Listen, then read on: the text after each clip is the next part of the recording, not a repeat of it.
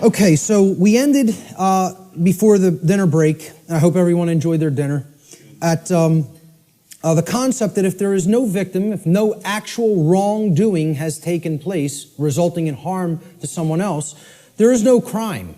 And many people are, being jailed for victimless crimes that they've actually never harmed another being, and yet their freedom has been taken away. Another aspect about this concept of the difference between right and wrong behavior is we have to understand that there is no such thing as the ability to delegate a wrong to someone else. No one can say to someone, you may harm him, unchallenged or unaccosted, okay? That you're allowed to do that morally, okay? No more than anybody can say a group of people may commit a wrongdoing and they have the moral right to commit it, to commit that wrongdoing. There's no such thing as that, okay? So this is what many people who believe in things like government believe in, that we can delegate to a group of people who are calling themselves a government something that is not a right and all come together and agree upon, they now possess this right. Rights can't be granted by human beings to other human beings. Everybody is born with the same rights because rights don't come from human beings. Rights, like the laws of nature, come from the creator of the universe. They don't come from human beings. Human beings don't make up what right and wrong are. Right and wrong are inherent to creation and are up to us to discover and recognize what they are and then live in accordance with those principles. So if a specific action is not a right for any individual, that action cannot be, quote, delegated, granted, or licensed to any other individual or group and magically called a right. It does not become a right. If it's wrong, it remains a wrong, no matter how many people believe they can do it or delegate it or otherwise. Similarly, a right can't be turned into a wrong. If it's a right and you're not harming somebody by doing it, somebody can't magically say, well, that's a wrong and you're not allowed to do that. And yet we have things that go right hand in hand with that, and it's called government. An action that is a wrong would forever remain a wrong under natural law. So how do we know what rights are? Part of knowing rights is understand that natural law, the difference between right and wrong, always holds true regardless of a population's belief system. Like natural law being in effect, the difference between right and wrong are not dependent on anybody's belief. They are eternal truths that need to be understood. So this means it does not matter how many people agree that a wrong can be turned into a right or that a right can be turned into a wrong. Such things can never be done in reality. We can believe we can do that and act like that, but in reality, it cannot actually be done. A right forever remains a right, a wrong forever remains a wrong. People can only believe that they can claim such reversals and that this will magically make it so. Unfortunately, most human beings erroneously believe that it is morally possible for them to create and delegate rights, quote unquote, which do not exist, or to take away actual rights from people which do exist. They believe we can do that. So when in doubt as to whether an action is or is not in harmony with natural law, the visualization exercise that I always ask people to do is to imagine a scenario of a planet, a world, where there is only two people, where only two people exist on an entire planet, okay? If the behavior in that circumstance, in that visualized instance, is either a right or a wrong, in that instance, it remains a right or a wrong in any size population, regardless of how many people may believe otherwise. Okay? So if a right is a right for one person to do toward another, okay, or if it's a wrong, the action is a wrong for one person to take toward another, population is irrelevant. People will say, well, yeah, if there was a couple of people, that would be okay. But if in a world of 7 billion people, we can't let people do that. Well, this has nothing to do with what right and wrong is. As if they're changeable. Let's look at this scenario. So there's our world, and there's two people, okay? Two well-groomed businessmen. And we're going to look at an instance. Let's look at taxation, the concept of taxation. Is taxation of any kind a right or a wrong? Is it morally acceptable and justifiable, or is it something that is actually a wrong? So let's look at what taxation really is. And again, we're not going to euphemize. We're going to talk about it straight on.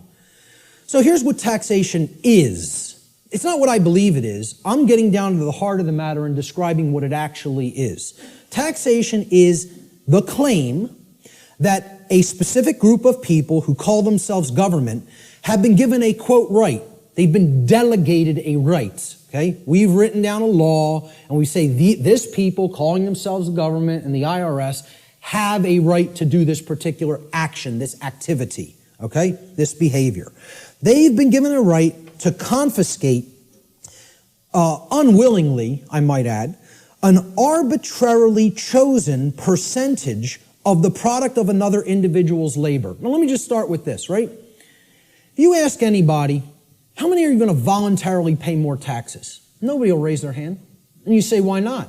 Well, because I could barely afford to pay the ones I'm paying now, and I don't want to volunteer any more money toward that endeavor. Quite frankly, I want my resources for myself to use as I see fit voluntarily. But if the government then said, well, your taxes are going up by 5%, how many people would pay them? Most people would. Because subconsciously or consciously, they recognize they're under coercion. They're actually under duress. They're being told that if they don't give this at the command of the people who are confiscating it, that some form of violence will be conducted upon them, whether through the form of fining them and saying, we're going to take more of your resources, whether by saying, we're going to throw you in a cage and make you stay there for as long as we say you need to stay there, okay? Or by actually conducting actual physical harm upon them. So, again, we're saying that this quote-unquote right is given to individuals who call themselves government, and then they have the right to confiscate this arbitrarily chosen percentage of the product of another individual's labor. Because that's what money is, okay? Or that's what, whatever we make through what we work, that's the product of our labor. We work and then we get compensated for it. So that's an exchange for labor that we have done. That's our property, because we gave labor in return for that. So this is done whether or not the other agrees to share that product voluntarily. It's not a voluntary process. Coercion is involved. Taxation is enforced by the threat of violence, which is behavior that will result in bodily harm, or imprisonment, which is the taking away of physical freedom of movement, if those from whom the product is being seized attempt to resist this confiscation. This practice is always, quote, justified, and the word justify actually breaks down etymologically. The word justify means to create a right. That's what justify actually means. Jus in Latin means right or law. And then facere means to create or to make. So to justify means to create right, to make a right up and conjure it into existence. So it's always justified or made into a right, quote unquote, by those who claim that such a practice is necessary and required to, quote unquote, uphold the common good. This is the justification offered for the seizure of the product of people's labor involuntarily. Now, if we are honest with ourselves, if we define the concept of slavery, and I think this is a good definition for slavery, would it be fair to say slavery is the involuntary confiscation of 100% of the product of the labor of another human being? That be a fair definition? You're saying you're working, I'm going to take whatever you generate as a result of that work that you're doing. It doesn't belong to you. The product of your labor doesn't belong to you. All of it belongs to me. So you work for me. I take everything that you have been able to amass or create through the labor that you have done. I think everybody here would agree that's slavery. That's as good as a definition of slavery as you're probably going to get. I mean, we can come up with some other definitions that involve coercion and physically shackling and keeping people. But if we really are honest with ourselves, what is the purpose of slavery to begin with is to make others work for free and then take all of the product of the labor. That's what slavery was conducted for. Okay? So, if we're defining slavery as the involuntary confiscation of 100% of the product of the labor of another human being, we should be able to clearly see that there is no magical percentage to which we could lower this number that would no longer make it slavery.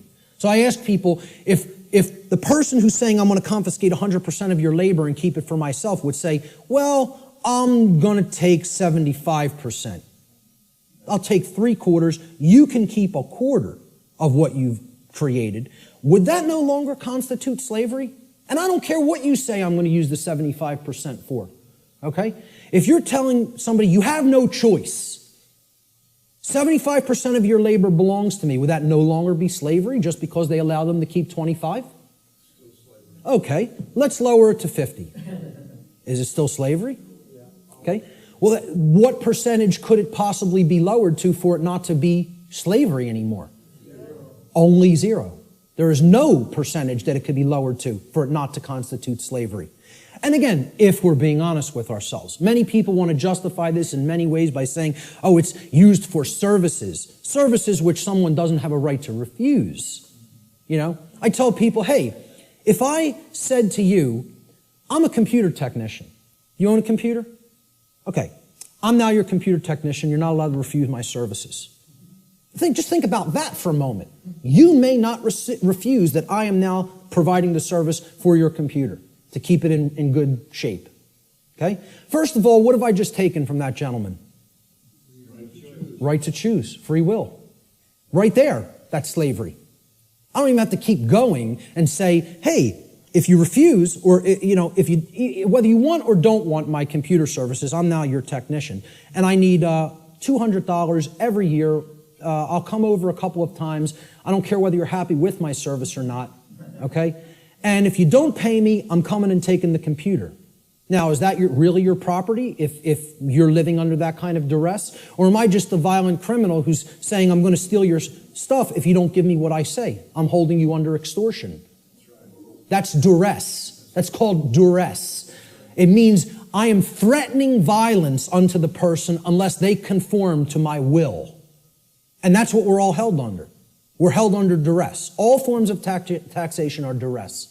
It is a master class telling people you have no right to refuse the arbitrarily set confiscation of your labor that I deem is going to be necessary for what I say it's necessary for.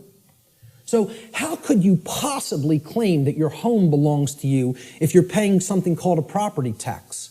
That somebody is saying, for the services we provide in this community, you must pay us this percentage, and if you don't pay it, your house is going to be turned over to the government. And you know what that's called? There's a term for that, okay? When a society doesn't actually have true private property ownership rights, and a higher class of masters actually owns the land and owns the property and only allows the peasant class to live upon the property for as long as they pay tribute to the master class, who can tell me what system of government that is? That's called feudalism. And that's the United States government and just about every government on the earth. You live in feudalism. There's no such thing as democracy. There's certainly not a constitutional republic, that's for sure. Okay? The de facto state of government, which means indeed, in action, is feudalism. And feudalism is just another euphemism. It's a euphemism for slavery. Okay? Because slaves aren't allowed to own property. Slaves aren't allowed to keep the product of their labor. You know? That's all it really is. If we're being honest with ourselves. Once again, there's my catchphrase for this section. Okay? We want to euphemize it, justify it, call it something else. Right? I said this to that New Age woman at the UFO conference. And she said, again, I prefer not to see it that way. Well, you're not being honest with yourself. You're lying. It's called lying to yourself. That's what cognitive dissonance is. It's called lying to yourself. Okay? So, If we're being honest with ourselves, taxation's merely a euphemism for theft, violence, and slavery, the practices upon which it is actually based. And since no individual anywhere on earth has the right to claim ownership of the product of another's labor, such behavior can never be, quote, delegated to a group of people and called a right. Therefore, it follows logically that all forms of taxation, I don't care what they are, excise tax, property tax, gift tax, inheritance tax, income tax, I don't care what form it is, taxes on corporations even, okay?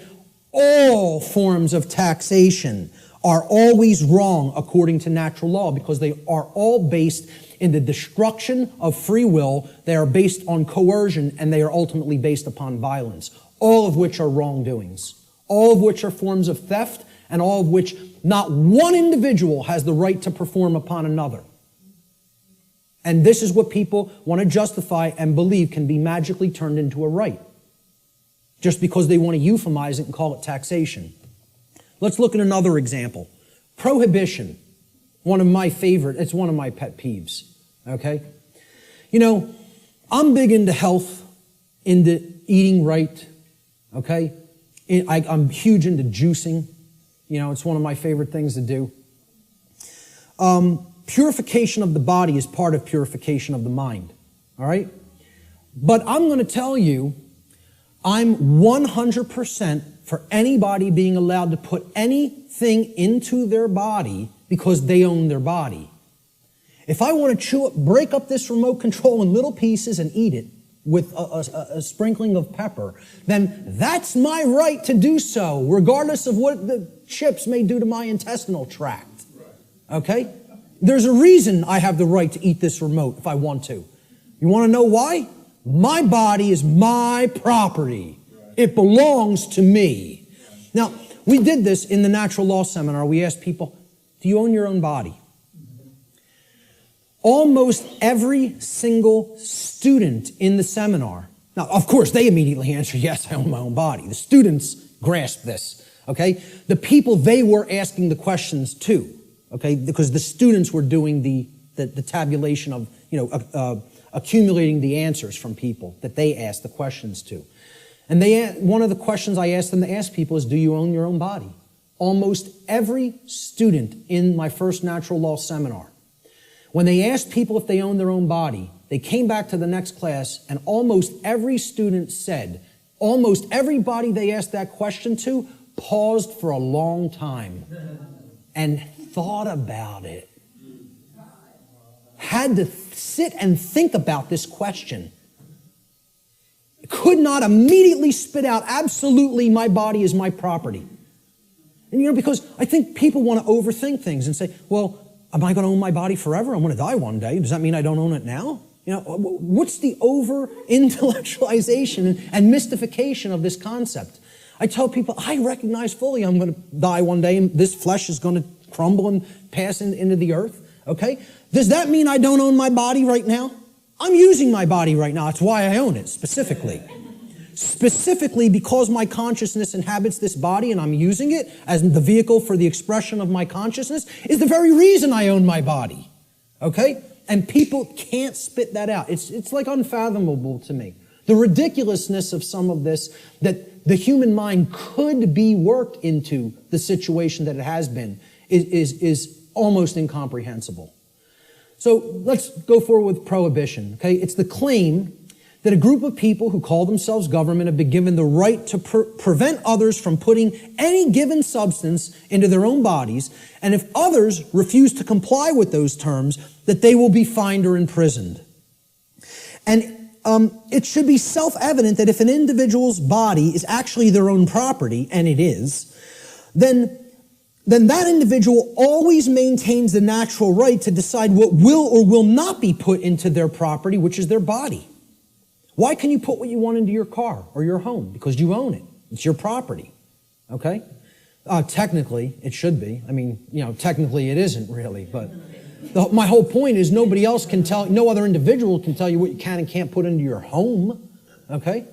Could I tell you, hey, I don't want you putting that jacket in your car. You're not allowed to put it in there. Well, who am I to tell you you're not allowed to put that in there? It's your property. Okay? So why would we accept that not accept that, but we would accept I can't put something in my own body that I deem that I want in it.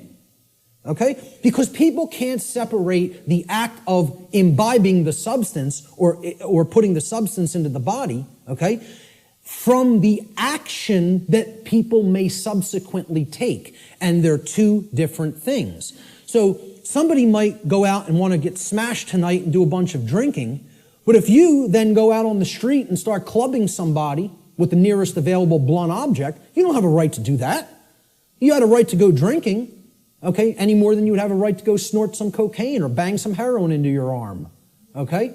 I don't think those two things are particularly good ideas, but I support your right to do it. But hey, if after you do those things you go and hurt somebody else, you got to be held accountable for the actions you just took. That's what personal responsibility is all about. And these two things need to be delineated from each other. We have to clearly be able to separate the act of the right to put something into my body and me still being personally responsible for what I do with my body. Okay? So, understanding that this is a claim made to tell people that I'm going to make the decision about what you put into your body. We can easily see this claim of this right to command what will or will not be put into the body of another person. What it actually amounts to is a claim of ownership upon the body of another person. If I'm telling you you can't drink orange juice, I'm making a claim, your body belongs to me because I'm going to decide what goes into it or what does not go into it. Okay? So if I say carrots are off limits for your consumption, sir, and they may not be ingested, I've just made a claim that I own your body. Well, what's the claim on the ownership of another person's body called? Slavery. If we're not euphemizing it, and if we're being honest with ourselves. Okay? Prohibition is merely the claim of ownership upon another person's body is called slavery. Therefore, prohibition is merely a euphemism for slavery that is backed by violence, regardless of the justifications made by those who claim such practices are, quote, necessary for the common good. That's always the justification. Since no individual anywhere on earth has the right to claim the ownership of another person's body, such behavior can never be delegated to a group and magically termed a right. Therefore, all forms of prohibition are always wrong according to natural law. Doesn't matter what the substance is. Doesn't matter what it is. How destructive it may be to the body or brain. Look, if I want to go under my sink, take some cleaning supplies and make a nice cocktail with some lye and some roach poison and some rat poison, stir it up in a water solution and go glug, glug, glug, glug, glug. That's my right. Want to know why? Because I own my body. I own my consciousness and my body, period, the end. So if I want to do that, that's my right to do so. Okay? Nobody has a right to tell me what I can and cannot put into my body. Yet we accept this because of these justifications that, it's for the common good. Forget what rights are. It's for the common good. We need to accept slavery for the common good. Yeah, it works out like that. So how about licenses and permits? These are claims that a group of people who call themselves government. And again, we're going back and visualizing. Imagine one person trying to make this claim to another person. Nobody would find it legitimate. Nobody would find that one person may make that claim to another person. Yet we think these other people called government have rights that individuals don't have. That's what we think. That's called mind control. Mind control is getting people to accept some people have rights that other people don't have. That's what it is. So go back to that visualization exercise. Can one person make that claim over another and have it be legitimate? Of course not. So if nobody has that right, how could that right be delegated to somebody else? It can't. Licenses and permits, they're claims that a group of people who call themselves government have been given the right, quote unquote, the right to prevent others from exercising specific behaviors, even if such behaviors cause no harm to others or their property. Unless those others petition, meaning beg, or pay the government for permission. That's what a permit is. It means permission to be allowed to exercise those behaviors. This amounts to the claim that rights are actually merely privileges that may be granted or revoked by government at any time. Okay? Based upon The people in governments preference their discretion. All right? Remembering that the definition of a right is any action which does not cause harm to another living being or their property, there is no such thing as the right, quote unquote, to stop another person from exercising a right. If something is a right, meaning it doesn't cause harm, there is no such thing as someone's right to stop you from performing that action. Okay? That would be called coercion, which is a wrong.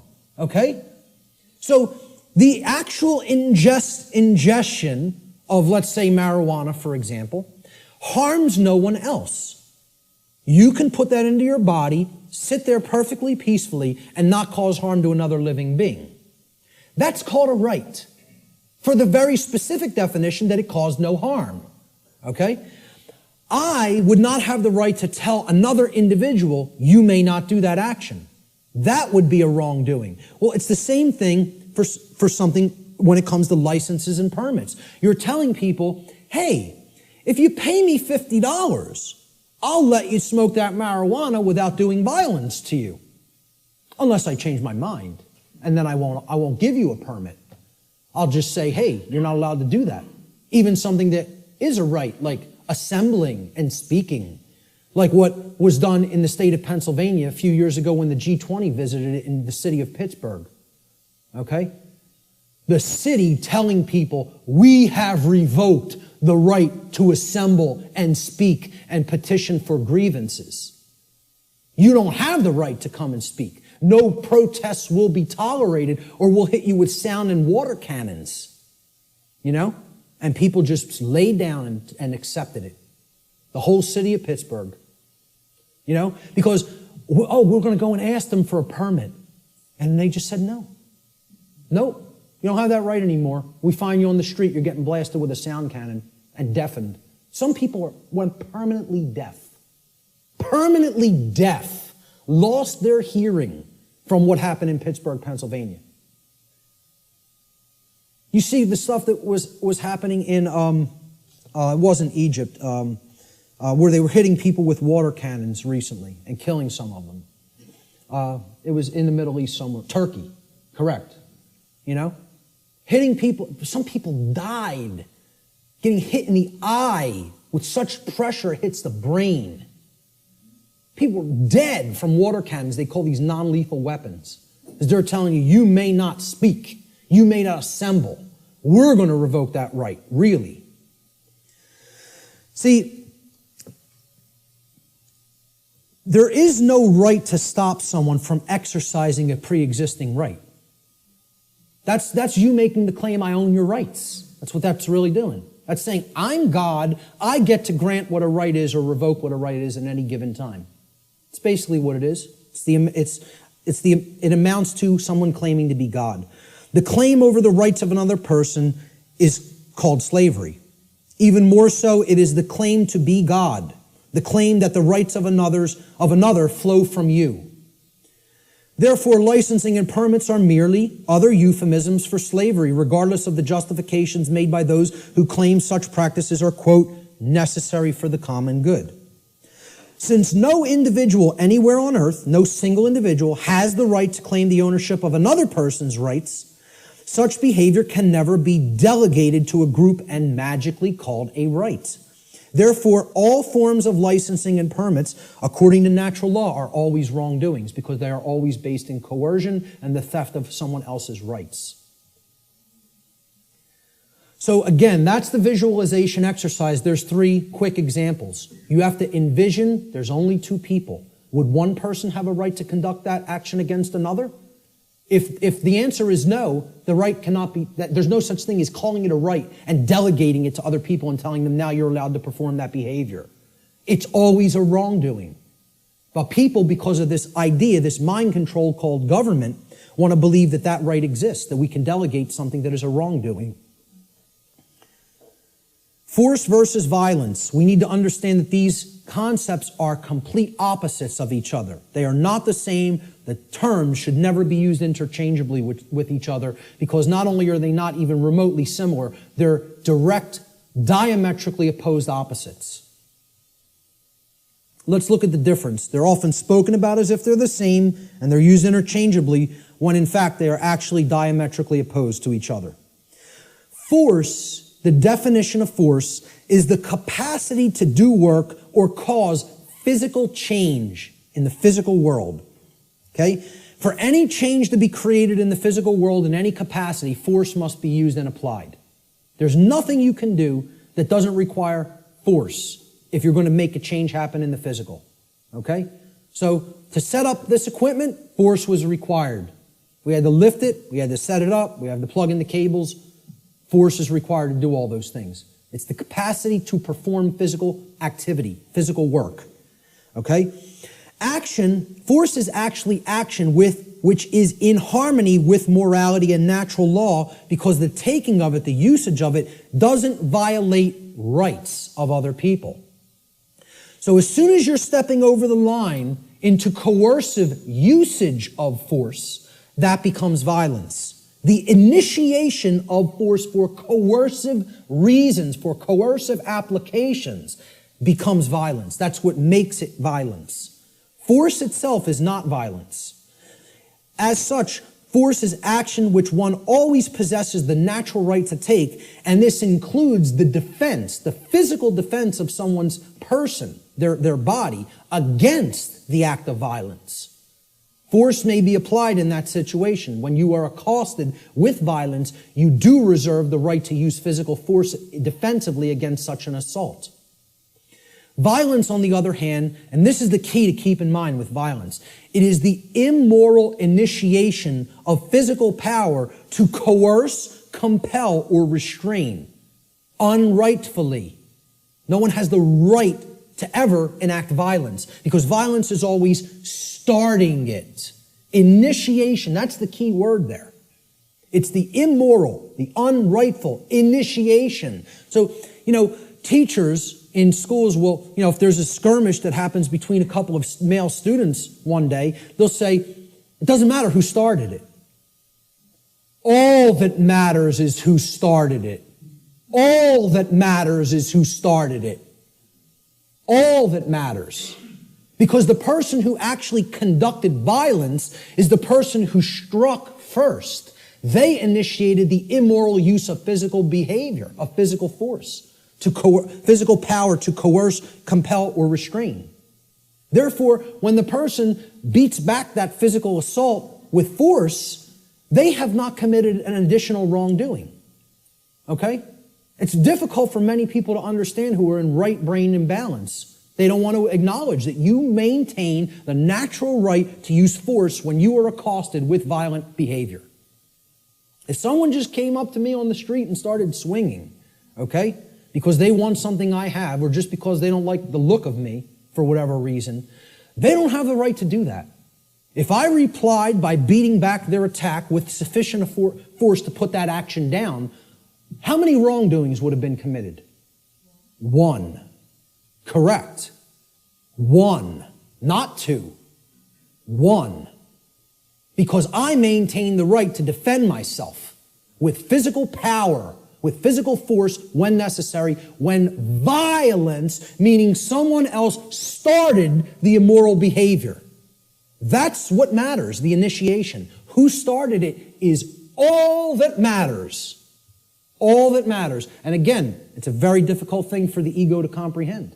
The ego doesn't want to hear that. It's been conditioned so long that responding with force is also violence. We are verbally and mentally equating these two things, and when in fact they are actual complete opposites. Okay, if a kid got hit by somebody else in a school, and then that other kid maybe even said once, stop what you're doing, and then when the other kid wouldn't stop, he punched him and knocked him out. Okay, I would ask other people, who struck first? And if the kid lying on the floor struck first, I'd say you got what you deserved. That's it. Because that person had a right to defend themselves. You had no right to strike him. You initiated the violence. He responded with defensive force. Many people don't want to hear that because they're very conditioned. And I'm not saying you have to do that. You also reserve the right not to do that. But the right does exist. Both rights exist. You would have the right to not respond with physical force, but you would have the right to respond with physical force. See, that's a free will decision that the person has the right to choose between those actions. I don't even look at either one of them as the high road. You know? Personally, I think if somebody keeps beating somebody and keeps conducting violence to them, and the other person keeps accepting it and never rebels against it and never uses any force to put it down, I almost look at that as the low road. I'm not a pacifist. Not a pacifist. Okay? I am 100% about non-violence, meaning don't initiate harm to other people. Don't start it. Don't start none, won't be none. In street lingo. That's how it really is. Okay? But if somebody else starts it, they're asking to be put down with the amount of physical force that is required to put down the act of aggression.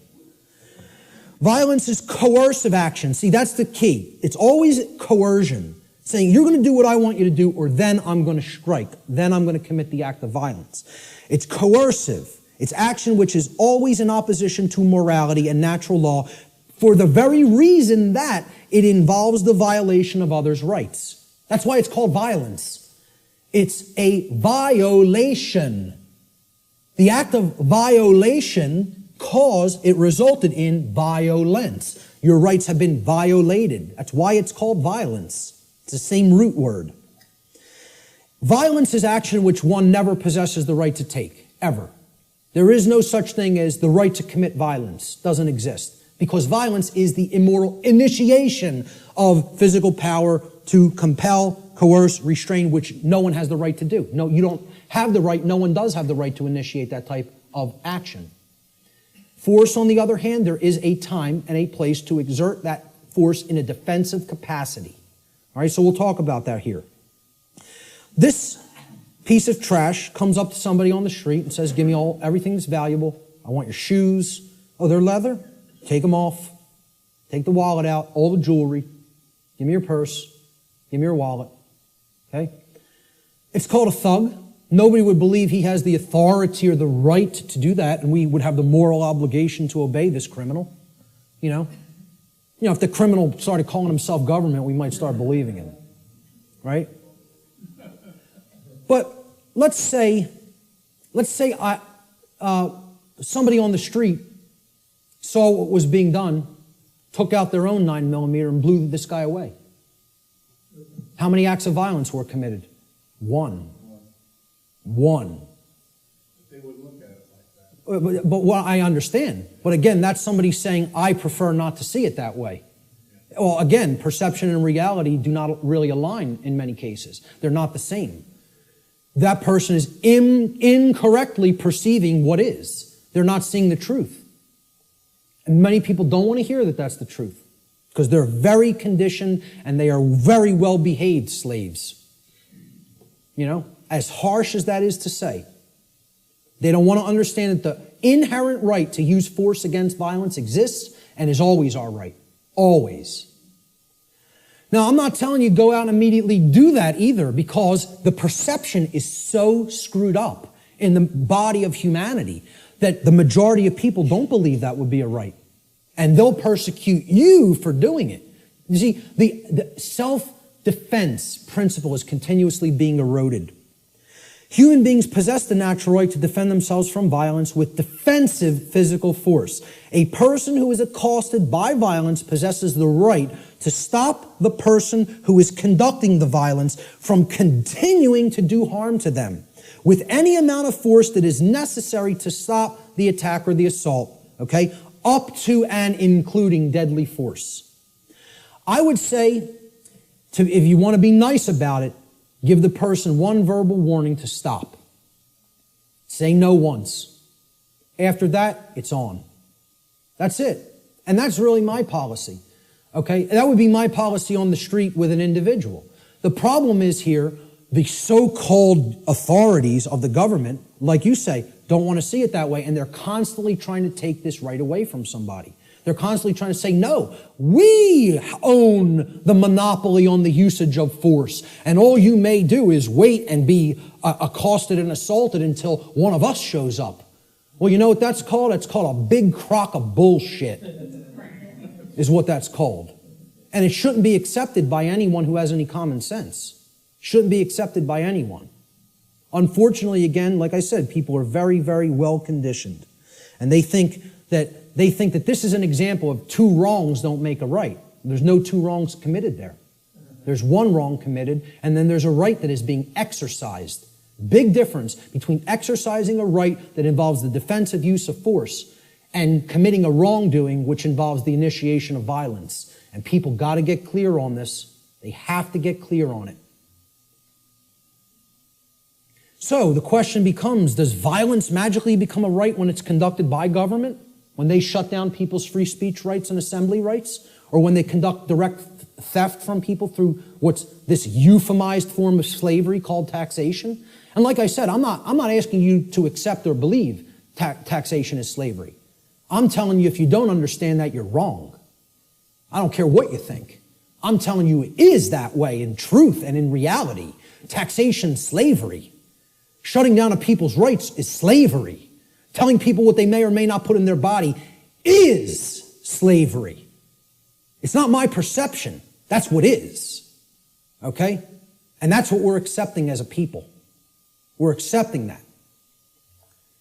These people have no more right to do it than any other individual would.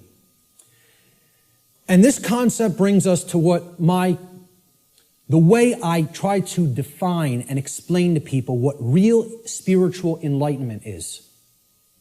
Because what the New Age community is telling you that an enlightened being looks like is equally as a big crock of bull of what people who don't understand self-defense, the self-defense principle, believe. Okay? Enlightenment is not what this New Age nonsense community is trying to tell people that it is. All right? It's not about not taking action and sitting under a tree and meditating until you're magically enlightened. Okay? Enlightenment means knowing what's going on around you. Enlightenment means knowing what's going on within you. Enlightenment means truly knowing the true objective difference between right and wrong and living that in your life on a daily basis. Enlightenment means not aggressing upon your fellow human beings, but not agreeing voluntarily to be aggressed upon by them either. Okay? There's two pillars, two dynamics that go hand in hand with real enlightenment. I call this the two pillars of enlightenment. Okay? So here they are. The first pillar is the sacred feminine principle. This has been called the non-aggression principle. All right? It is the simple law of don't engage in violence. Or, quite simply put, don't steal. Don't steal. We talked about that. That's what all spiritual law can be boiled down to. Don't steal from other people. Don't take what isn't yours. Don't take life that isn't yours. Don't take property that isn't yours. Don't take rights that aren't yours. They're the property of others. Respect their ownership. Okay? Most people can grasp this pretty readily. Okay? And even in the New Age movement, they grasp this.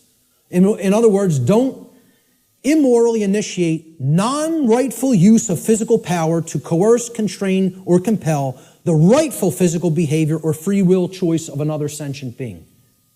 Respect other people's free will, their rights, their property, their life, period. Real simple. It's the golden rule. Don't do things to other people that you don't want done to you. I always state it in the apophatic, in the negative. It's much more powerful that way.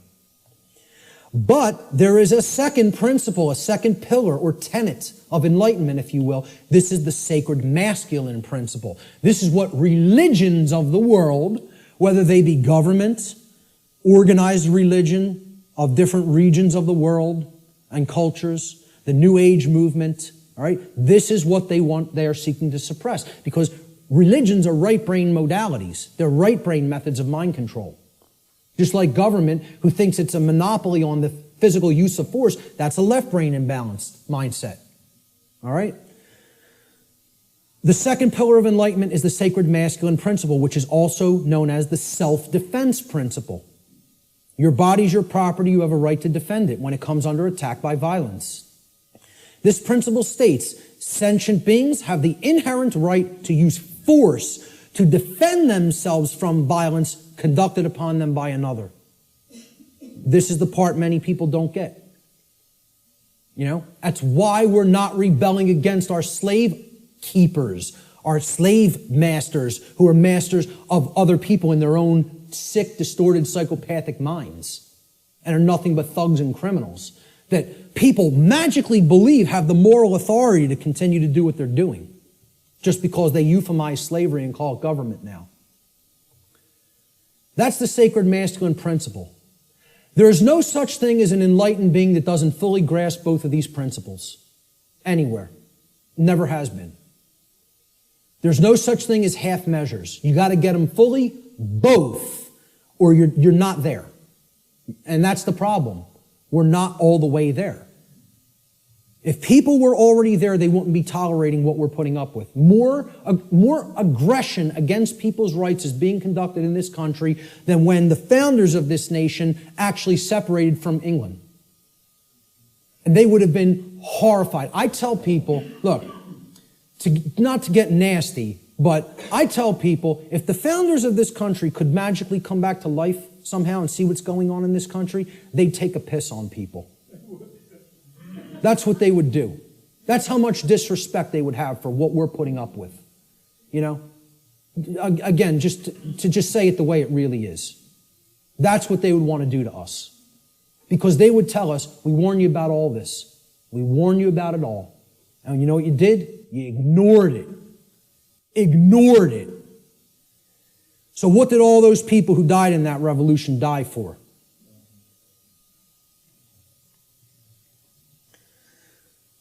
We have to understand true ownership. Real, deeply. Not peripherally. Super deeply. We got to know what we own and what we don't own. We have to understand, why is this our current condition? That's the question we asked at the beginning. And here's the reason. The reason our species continues to experience a systematic and growing loss of freedom is because we collectively do not deeply understand ownership and we continue to commit and condone theft. This is a prison for thieves. That's what Earth is. It's a prison for people that don't want to respect ownership. They want to take things that aren't theirs. And that's what we're here to learn. We're here to learn that there's only one natural law. Stop stealing from other people. Stop taking things that you don't own. Stop condoning theft of things that other people don't own. Don't condone that activity, that behavior either. So what is ownership? What's the definition? What does it entail?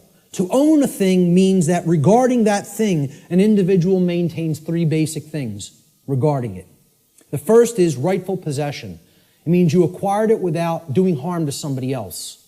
So you rightfully own it, lawfully own it. Okay? You're in possession of it. You have it in your possession. It is yours. The second thing is you control its usage. Okay? So your house, you control its usage. Your car, you control its usage. Your clothes, you control their usage. My computer is mine. I control its usage. I'm using it. Okay? Control of the usage of something means that you own it. And most of all, maintaining personal responsibility for that possession is the third aspect of ownership. So to own something means I'm in lawful, rightful possession of it. I control the usage of that thing, and I maintain personal responsibility for it. All right? And this is what we have to understand. Natural law can be essentially reduced to one single spiritual law. I gave you the working definition, the soundbite definition before. Here's the super simplified two-word concrescence of all of this information. Natural law gets boiled down to two words. Don't steal. That's it. You want the key out of the prison? You got to understand property. You got to understand all rights are property rights. Stop taking the property of other beings. Stop condoning the taking of the property of other beings. The end. You know, I should just get up here and say, don't steal, the end, everybody go home. Should be that simple. That's the key, folks. That's the key to the prison door. And what we're really talking about here is common sense. That's what conscience is. People don't think of conscience as common sense. They don't think of conscience as knowledge. Conscience is knowledge. It's not action, it's not behavior. It's knowledge. Again, knowledge is the way out of this. Okay? And this is the knowledge that has to be developed. Conscience comes from the Latin prefix con, meaning together, and the Latin verb sciere, meaning to know or to understand. You put them together, to know together, to understand together. Conscience is common sense. Common sense knowing. Common sense knowledge. Literally. From the etymological breakdown of the word. Con, together, science, to know. That's why the problem is people don't have common sense. That's why I'm sitting there almost laughing hysterically that I need to try to teach common sense to people. The ridiculousness of it.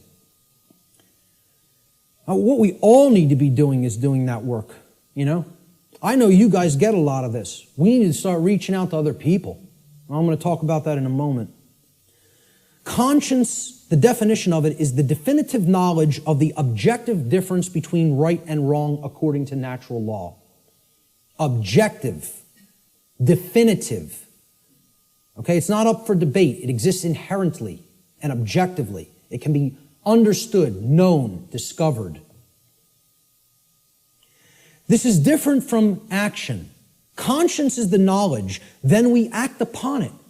Okay? So it's different from understanding something and acting upon it. Right? To have conscience is to have common sense. It's to know the difference between right and wrong and understand that difference deeply. Then we're going to convert that into action. We exercise conscience. The exercise of conscience is actually action.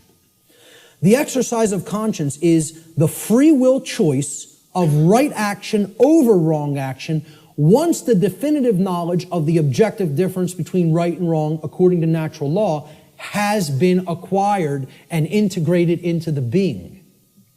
We acquire that knowledge first, understand it, then we act in either accordance with it or disharmony with it.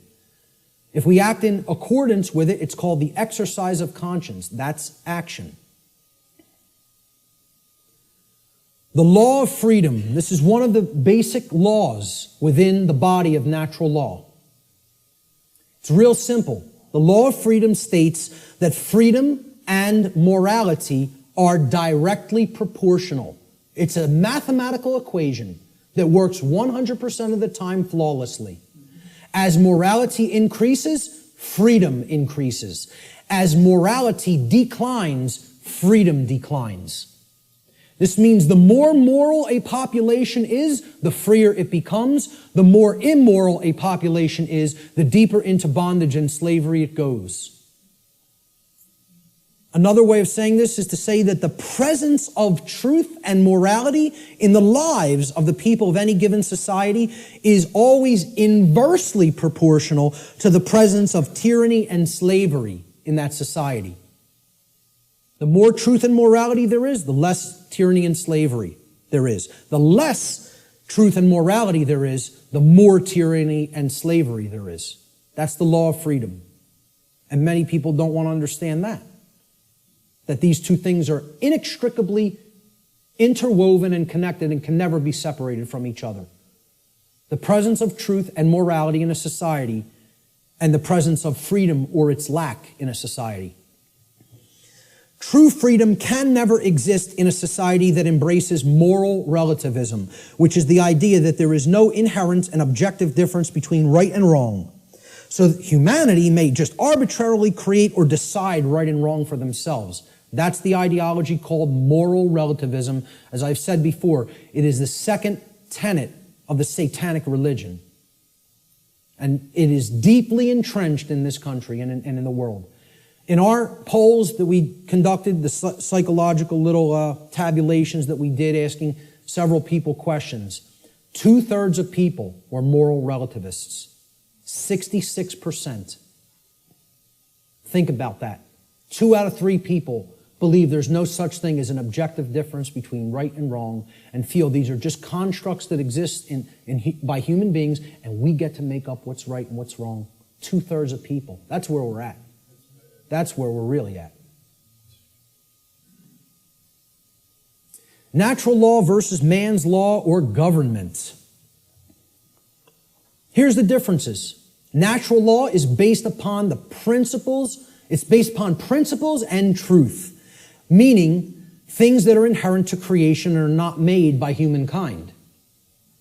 Natural law can only either be harmonized with due to knowledge and understanding or rejected due to ignorance. So it's not something that is based on compliance because of we fear the punishment that would result of not understanding it. Okay, if you don't understand it and live according to it, the result is inescapable. Because men and women are not actually creating the result. Okay? The universe is bringing that result to us, intelligently and dynamically. All right? In other words, once again, this is about consequences. You behave a certain way, there's certain consequences. You change the behavior, you'll change the consequential results. Natural law is universal, which means that it exists and applies anywhere in the universe regardless of physical location. There is no place you can go in the physical universe to escape natural law. Let me know if you find a way out of this universe and into another where natural law no longer applies, and we'll take a look at it together. But until you figure out the way out of this universe and into a place that's not governed by law, you're bound by natural law. Okay? Natural law is eternal. It will exist for as long as the universe exists, and it is immutable.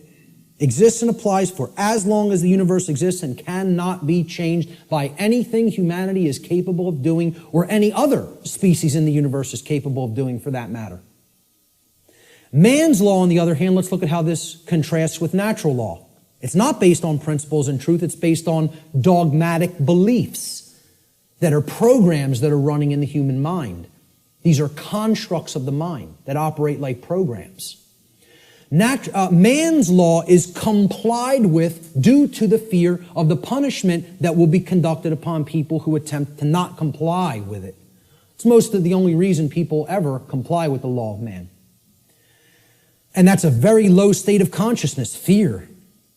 That really is only going to get you all the negative things that we say we don't want if we're in that vibration.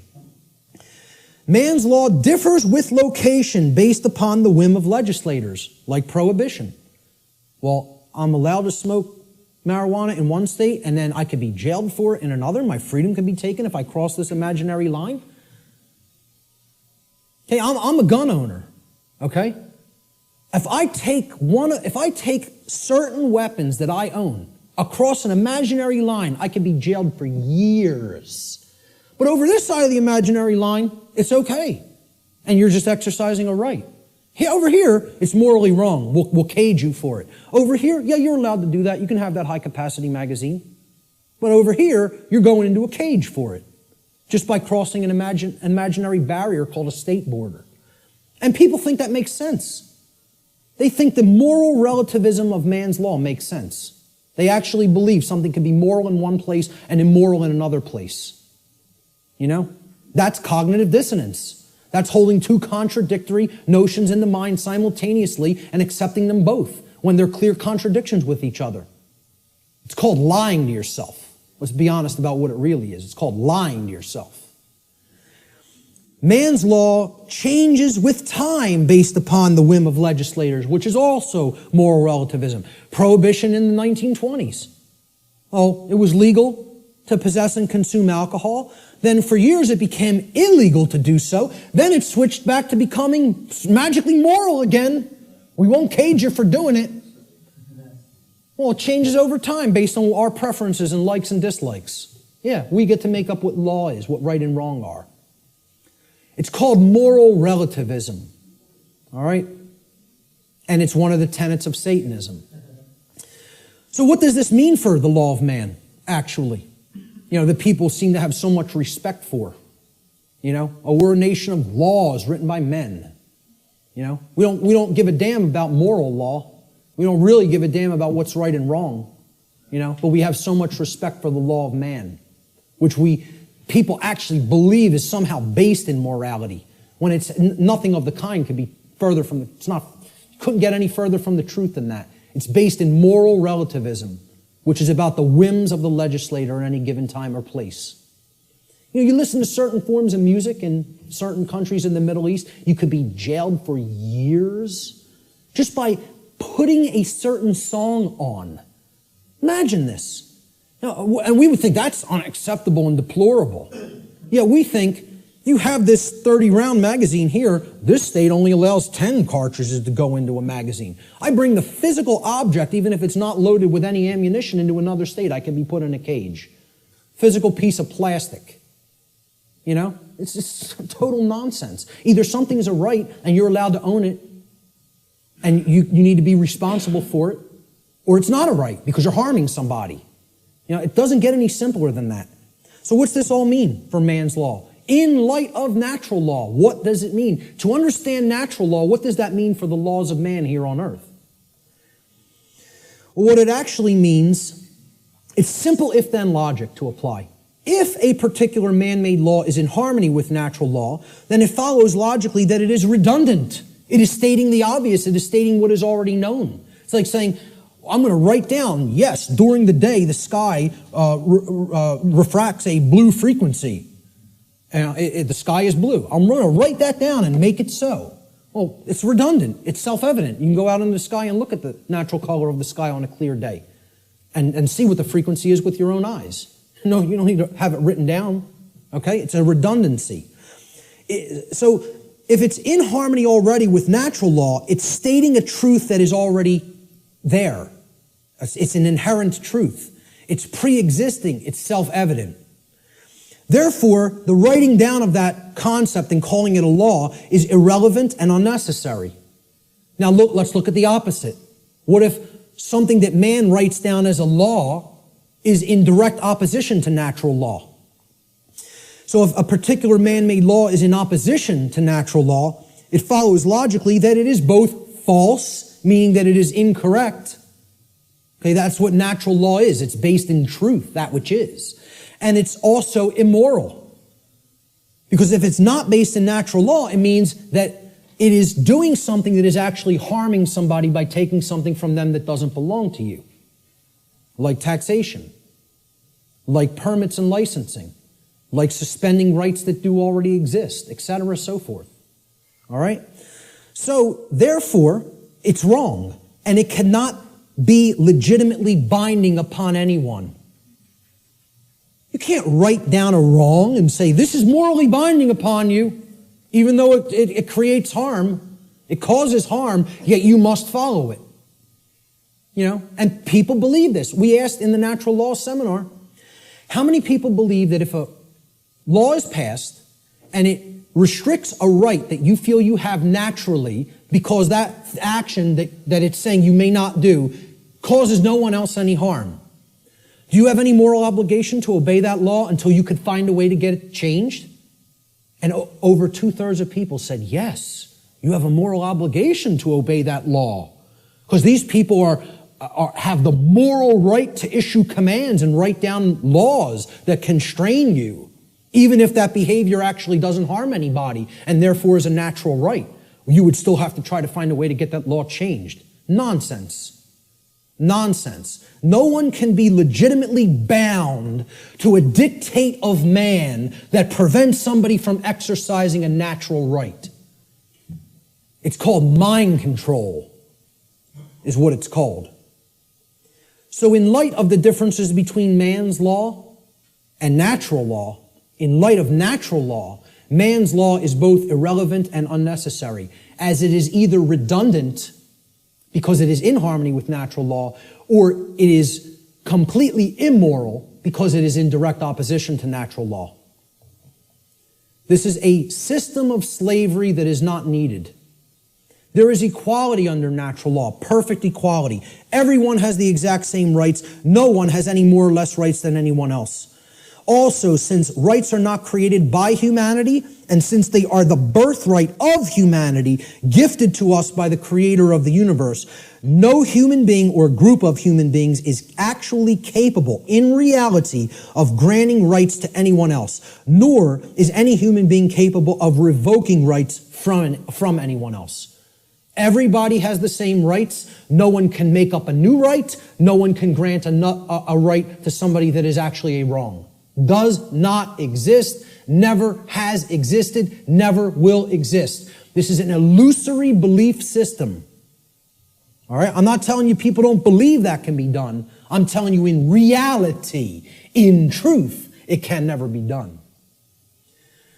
Chris Leispooner phrased it pretty well. He said, government is nothing but men acting in concert. The morality and value of government, like any other association of men, will be no greater and no less than the morality and value of the men comprising it.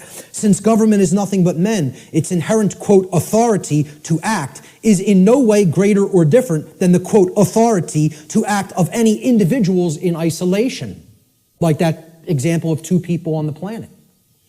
Government has no magic powers or, quote, authority that is not possessed by private individuals.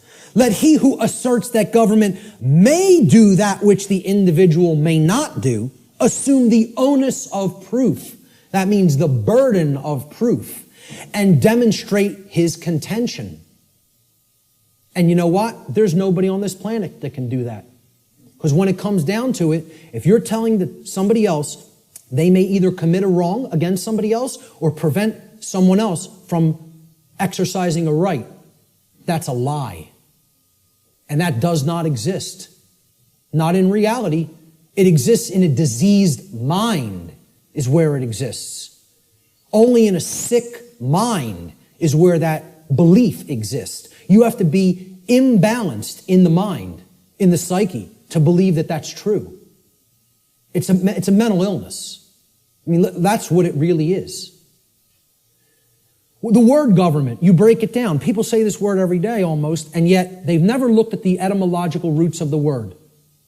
It comes from the Latin verb gubernare. Once again, no V in classical Latin. No V, okay?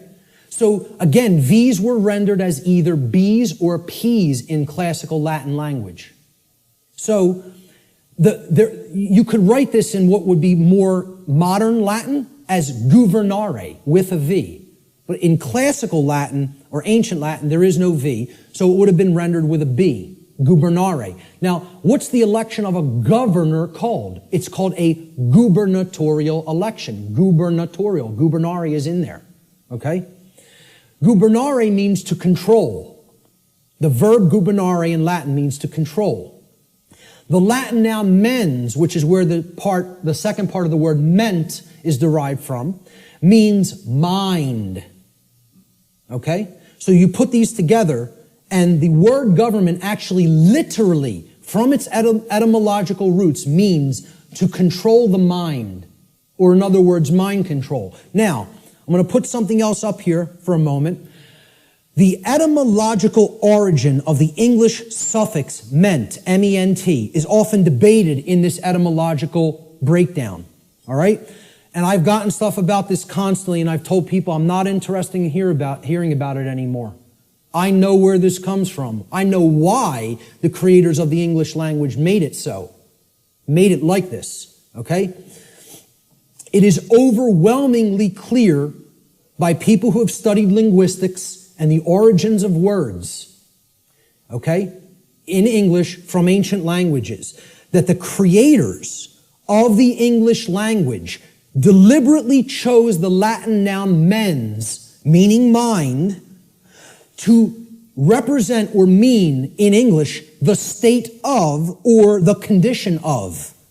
And this was done in direct keeping with the first principle of natural law, as we've already discussed, the principle of mentalism, which demonstrates that in order for any particular thing, event, or circumstance, any state or condition to exist in manifested reality, it, as it currently does, which is known as the plane of effects, it must have first existed in the plane of causality or the mental realm, the mind. Okay? We've already looked at that principle of natural law. So, anything that ends in ment, the original etymological derivation means that it was made that way first by a state of mind which led to its creation in physical reality. Okay? Any word you can think of that ends in M-E-N-T, meaning the state of or the condition of, means it happened in mind first, and therefore it led to the state of or the condition of in physical reality. Okay? So, when I say that government means mind control, It literally does, and that is an accurate etymological breakdown. Okay? The word mens was deliberately chosen for specific reasons. And I just explained the reason of that meaning, the state of or the condition of. And many people want to hotly contest that. I'm telling you outright, they're wrong.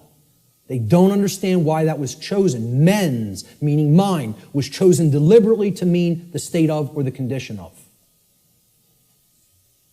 Government is based on this illusory and false concept called authority. People think certain people are authorities, that they actually have rights that other people don't have. The right to command, compel, coerce, and tell people, this is right, this is what you're going to do, and if you disagree, I have the power to actually compel, coerce, or constrain you against your will. If you're not harming anybody, even in the taking of that action. Authority is based upon an equal illusion that is called jurisdiction. Now, if we break down this word, it comes from the Latin noun. Jurisdiction comes from Latin, jus juris. Jus juris in Latin means law. Juris is the possessive case. And the Latin verb dictere. So, jus dictere, juris dictere, jurisdiction. Okay? Dictere means to say or to speak. Thus, jurisdiction literally means to say what the law is. Or in other words, we get to make up what the law is. The law is not something that exists in nature and is based upon right and wrong and truth and morality. No, we get to make it up. We're God. We get to say what's right and what's wrong. And therefore, since we make the law, we're the owners of these people. They're in our jurisdiction. You know, we own them. And we get to make up what they're allowed to do and what they're not allowed to do. Authority ultimately is an illusion, again, of a diseased mind, a diseased psyche, based entirely in violence and built upon the erroneous and dogmatic belief that some people are masters who have the moral right to issue commands and others are slaves who have a moral obligation to obey the commands of the masters. I don't care what you want to call it. You can euphemize it any way you want. I call it what it really is. Slavery. That's what it really is. Doesn't come down to anything else. You can call it whatever you want, euphemize it, try to make it sound as nice or as pleasant as possible. It's all one thing. It's called slavery. It's always immoral and it needs to be ended. That's it. And we have to develop the knowledge and the courage to end it. The knowledge, the care, and the courage to end it. The belief in the legitimacy of, quote, authority, this illusory nonsense notion, is the belief in the legitimacy of slavery. Anybody who believes in that authority is legitimate and government is legitimate, whether they want to admit it or not, or know it or not, or understand it or not, I don't care what they believe. They are advocating the legitimacy of slavery. That's not my belief. I don't care who calls that my belief. I'm just looking right into the camera and saying this. Because I know the people in this room know that that's not my belief. I'm telling anybody who's listening to this, that's not my belief. That's eternal truth.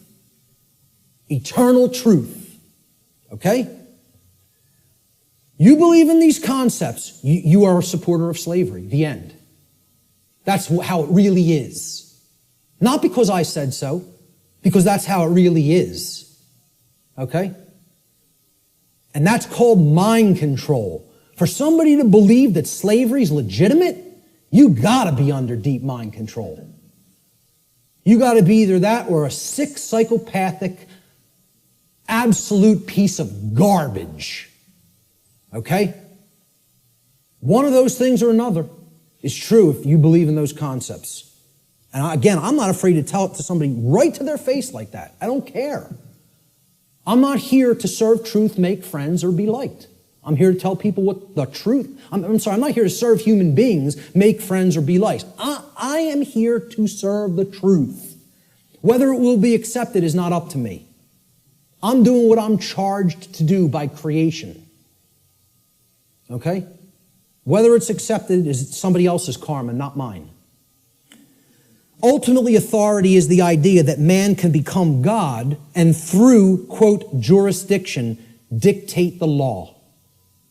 What the dark occultists of this world, who are behind ostensible governments in the world.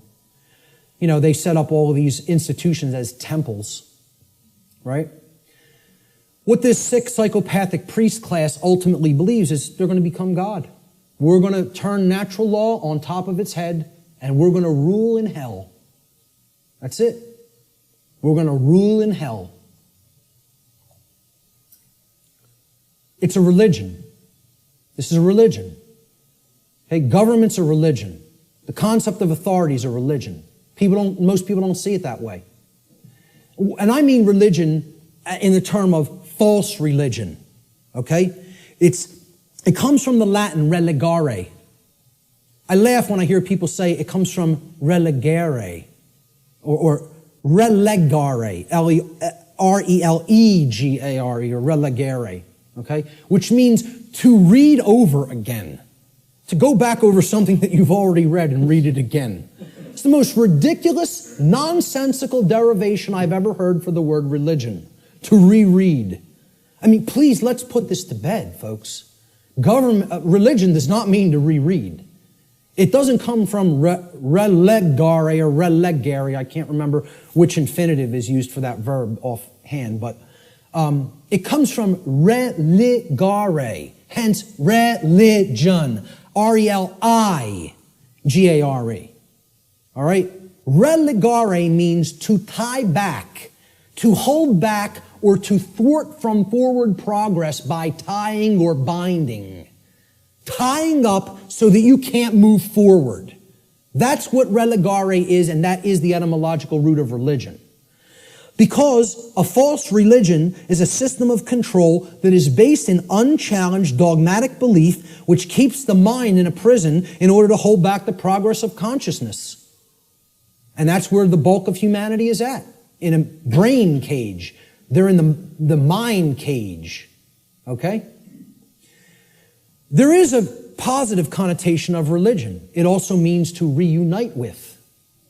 And what we need to reunite ourselves with is the truth and common sense and natural law and a knowledge that there's no such thing as legitimacy to slavery. That's what we need to reunite with, you know? And then we'd be living with true religion. We'd be practicing true religion instead of fake religion. We got to stop trying to make our religion truth. And we got to start making truth our religion. That's what needs to be done. So what's the one true divide that exists in humanity? People say, oh, this is separation talk. We're all one. No, we're not. There is one true divide that does exist in reality. And here's what it is. The one true divide that separates humanity into two distinct types of individuals. The criteria for this divide is whether or not an individual believes in, quote, authority, and therefore believes that there is legitimacy to slavery. The two groups of people are the people who know slavery is never legitimate and people who believe that it can be legitimate. That's what actually separates humanity. See, all the other things, divide and conquer. Race, religion, sexuality, income, religious belief systems. These are all divide and conquer techniques. There's one real difference, whether somebody believes in slavery or not. And of course, people have called this difference statists and anarchists, right? So here's a couple of memes that I picked up on Facebook. Statism is the brilliant idea that we give a small group of people the right to kidnap, imprison, harass, steal from, and kill people so that we can be protected from people who kidnap, harass, steal from, and kill people. Yeah, that makes a whole lot of sense if you ask me. I think it's going to work out brilliantly with that system in place. Okay? An anarchist, I couldn't find any good pictures of anarchists because they're all fake anarchists who want to destroy property and think that they're somehow doing the world some good. You know, the black bloc. They're really communists in disguise. Okay? When you really boil down to it, they don't know what anarchy is at all. They're just some, Marxists who thinks that that ideology, that junk ideology is some kind of a pathway to freedom. It's a bunch of left-brain clowns who have no understanding of natural law. Go put your polka dot jumpsuit and some floppy shoes on and go get yourself a nice clown nose. Seriously, because that's what those people are. They're a joke. They're a joke. They don't know the first thing about what freedom is. Not the first thing. Okay? So, I was looking for good pictures of anarchists. So I was going to put, maybe myself, Larkin Rose, Freeman, Frater X, people who get all this stuff, who I personally like their work. Michael Tessarion, etc. David Icke. But I said, hey, let's put a meme up there that really expresses it. So I found this picture of Jesus, a meme that says, I'm an anarchist, but most of my followers are statists.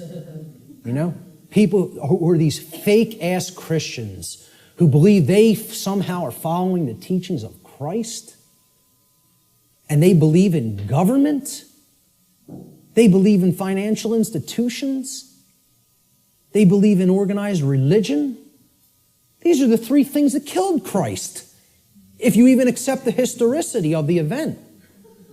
Who was Christ waging basic conflict with? The Pharisees and Sadducees, the organized religious order and controlling religious orders of his day. Okay? What really got him into deep trouble, he was pissing them off, but they were already on the wane. The old world order was on the way out, and the new world order was already on the way in at that time. He got himself in real trouble when he went against the financial institutions, the money changers at the temple, taking people for a ride for temple coins. Right? And he flogged their ass. He took out the switch on them. Right? Not somebody who never got angry, who accepted evil and said, oh, it's just an experience, none of it matters. Took out the switch and beat their ass for usury. Okay? And then who finally put him to death? The police of their day. The Roman Empire. Roman centurions, the operating standing army and police of their day, the government. So who is he waging spiritual warfare against to try to bring righteousness into the world? And again, I don't care whether you accept it as historical fact or spiritual allegory. I could care less. Believe what you want. Doesn't matter. All that matters is the teaching. He was waging spiritual war against the three entrenched, mind control, religious establishments of his day. Organized religion, organized finance, and government. And people don't see it that way, so-called Christians. Because they're not interested in the real teachings. They just want to call themselves something and identify it and say, oh, that magically makes me this. Because you go to church on Sunday doesn't make you a Christian. No more than going to a synagogue would make you align with the true teachings of the Torah. No more than, attending a mosque would align you with the true teachings of Islam or any other religion, to take the core essence of the teachings of morality from those systems, They're all people who claim these faiths in name only when they don't understand real freedom. So a statist is an individual who erroneously believes there's such a thing as authority that is vested in certain human beings, magically giving them the right to rule over other people. This authority means that certain people who we call government have the, quote, moral right to issue commands to those whom they rule, those under their jurisdiction, and that their subjects or slaves have a, quote, moral obligation to obey the arbitrary dictates or laws, quote unquote, that are set by their masters. Most simply put, a statist is nothing more than someone who believes in the legitimacy of slavery. Conversely, an anarchist, a true anarchist anyway, is one who knows that there could never be legitimacy to authority or government, because those terms are simply euphemisms for violence and slavery and coercion, which are always immoral and in opposition to natural law. Let's look at what the word anarchy really means. Again, you got to break it down. From the Greek prefix an, which means without or the absence of. And the Greek noun archon, they're written in Greek script, which means master or ruler. And again, I mean externally. One who externally rules another or claims to be the master of another. That's what the term archon means in its connotation. Anarchy, as we can see by putting these together, does not mean without rules. The word archon does not mean rules. Okay? Because there's always going to be rules in effect called natural law, the laws of morality. It means rulers, imposed rulers. That's what archon means in Greek. It literally means anarchy now, putting it together. An, absence of, archon, master or ruler. The absence of masters or rulers. Externally imposed masters or rulers. Meaning, when we put it together, okay, it means without rulers, without masters. Now, if you give people that term, no masters, no rulers. No masters, no slaves. What word are they going to associate those phrases with? Freedom. But if you tell people, what does anarchy mean to you? What do you associate it with? What are they going to tell you? Chaos, which is the exact opposite. That's in that other column. Okay? They have deliberately obfuscated the meaning of the word through a mind control technique called endless repetition. If I could keep telling you a word doesn't mean what it means, that's not a projector, that's a hammer. Hey, could you check out my hammer over there and make sure it's projecting the image on the board correctly? You know, the bulb burned out in my hammer. I might need to go buy a new hammer. If I kept doing that endlessly for years and years and years, people would start calling that device a hammer. If I got enough people to keep calling it that. So they've gotten enough people to call freedom chaos. Think about that. They've gotten enough people to believe that the absence of the state of slavery means chaos instead of freedom. It's almost unfathomable. It's almost incomprehensible. The mind job that's been done on this species. It's almost incomprehensible. Anarchy is the state of existence where there are no masters and no slaves. Therefore, what it really means is the absence of slavery, or in other words, true freedom. That's all it means. I prefer to call it anarchony, okay? Keeping the entire word archon instead of taking out the O-N, okay? If we keep that there and call it anarchony, and I say I'm an anarchonist, people will ask, well, what the hell is that?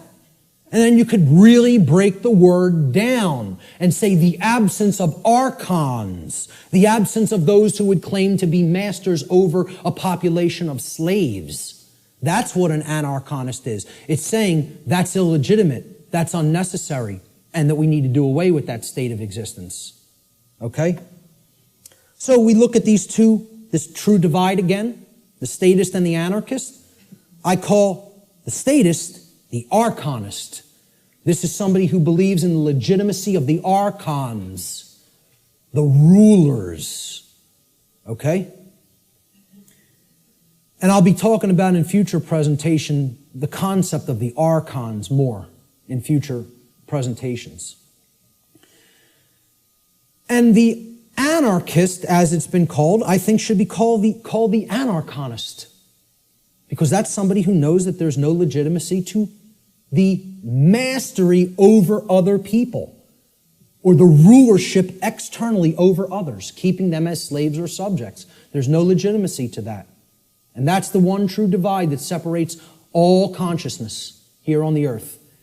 The real divide and the real enlightenment comes. Do you understand there's no legitimacy to slavery, or do you continue to believe that there's legitimacy to slavery? That's the divide in consciousness that has to be bridged. The fear of chaos. This is what keeps this system going. Chaos can't be viewed as something to fear. It's got to be viewed as a teacher, a harsh teacher, but a teacher nonetheless. See, chaos teaches us through the apophatic process what not to do. Okay? That's a bad idea. Okay? You probably shouldn't do that if your desire is not to burn your hand to the point where it's blistering and flesh is starting to peel off of it. If you don't care about whether that happens, by all means, keep it right on that stove. Okay? Right on that electric stove. But see, if you say, I don't want to be burned, There are requirements for obtaining that condition. It means you can't keep your hand on something that is extraordinarily hot, or natural law will take over and burn your flesh. Doesn't require your belief.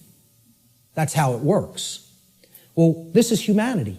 Humanity is the little child that is a little slow, and they want not to be burned, yet simultaneously they insist, no, I want to put my hand on the burner while the range is on and not be burned simultaneously.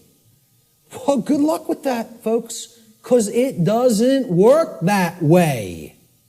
You don't want to be burned, the hand can't be kept there while the stove is on. The end. You don't want negative, self-inflicted suffering and chaos in your life? You got to align your behavior to natural law, which means you got to know the difference objectively between right and wrong, and willfully, through your free will, deliberately choose the right action over the wrong action.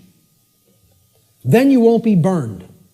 But as long as you have your hand on that stove, which means you're in opposition to natural law, enjoy the burn. Enjoy it. Right?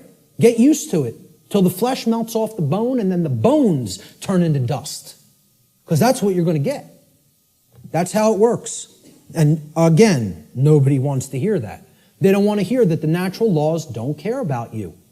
They work flawlessly all the time and bring you the result that you're creating. The control and slavery system is actually about the limitation of free will through the destruction of possibility. See, all they've done, right? The old world order used to be religion and priest kings, right? We're in between you and God. We're the intercessors, the intermediaries. We make the law, you're our subjects, you're our slaves, you obey, or it's our wrath. All they've done is take the concept of a singular ruler, which was the old world order, and they've converted it into the concept of now there's a ruling class called government that gets to make up what we tell you you may or may not do, okay? And they're up here at the top of the pyramid now. That's all. They turned it from a monarchy to somewhat of an oligarchy. But it's the same concept. We're the moral masters that you have a moral obligation to obey, and you're the slave class, that has an obligation to obey our commands. That's it. Nothing changed. All they did is say, well, no, people don't no longer believe in the priest king, so we need to create an institution where this quote-unquote authority is seemingly diffused through many people. It's always been nonsense. It's always been mind control. It's not going to be anything else other than that until it goes away. True freedom includes infinite possibility because infinite possibility, by definition, includes the possibility for chaos.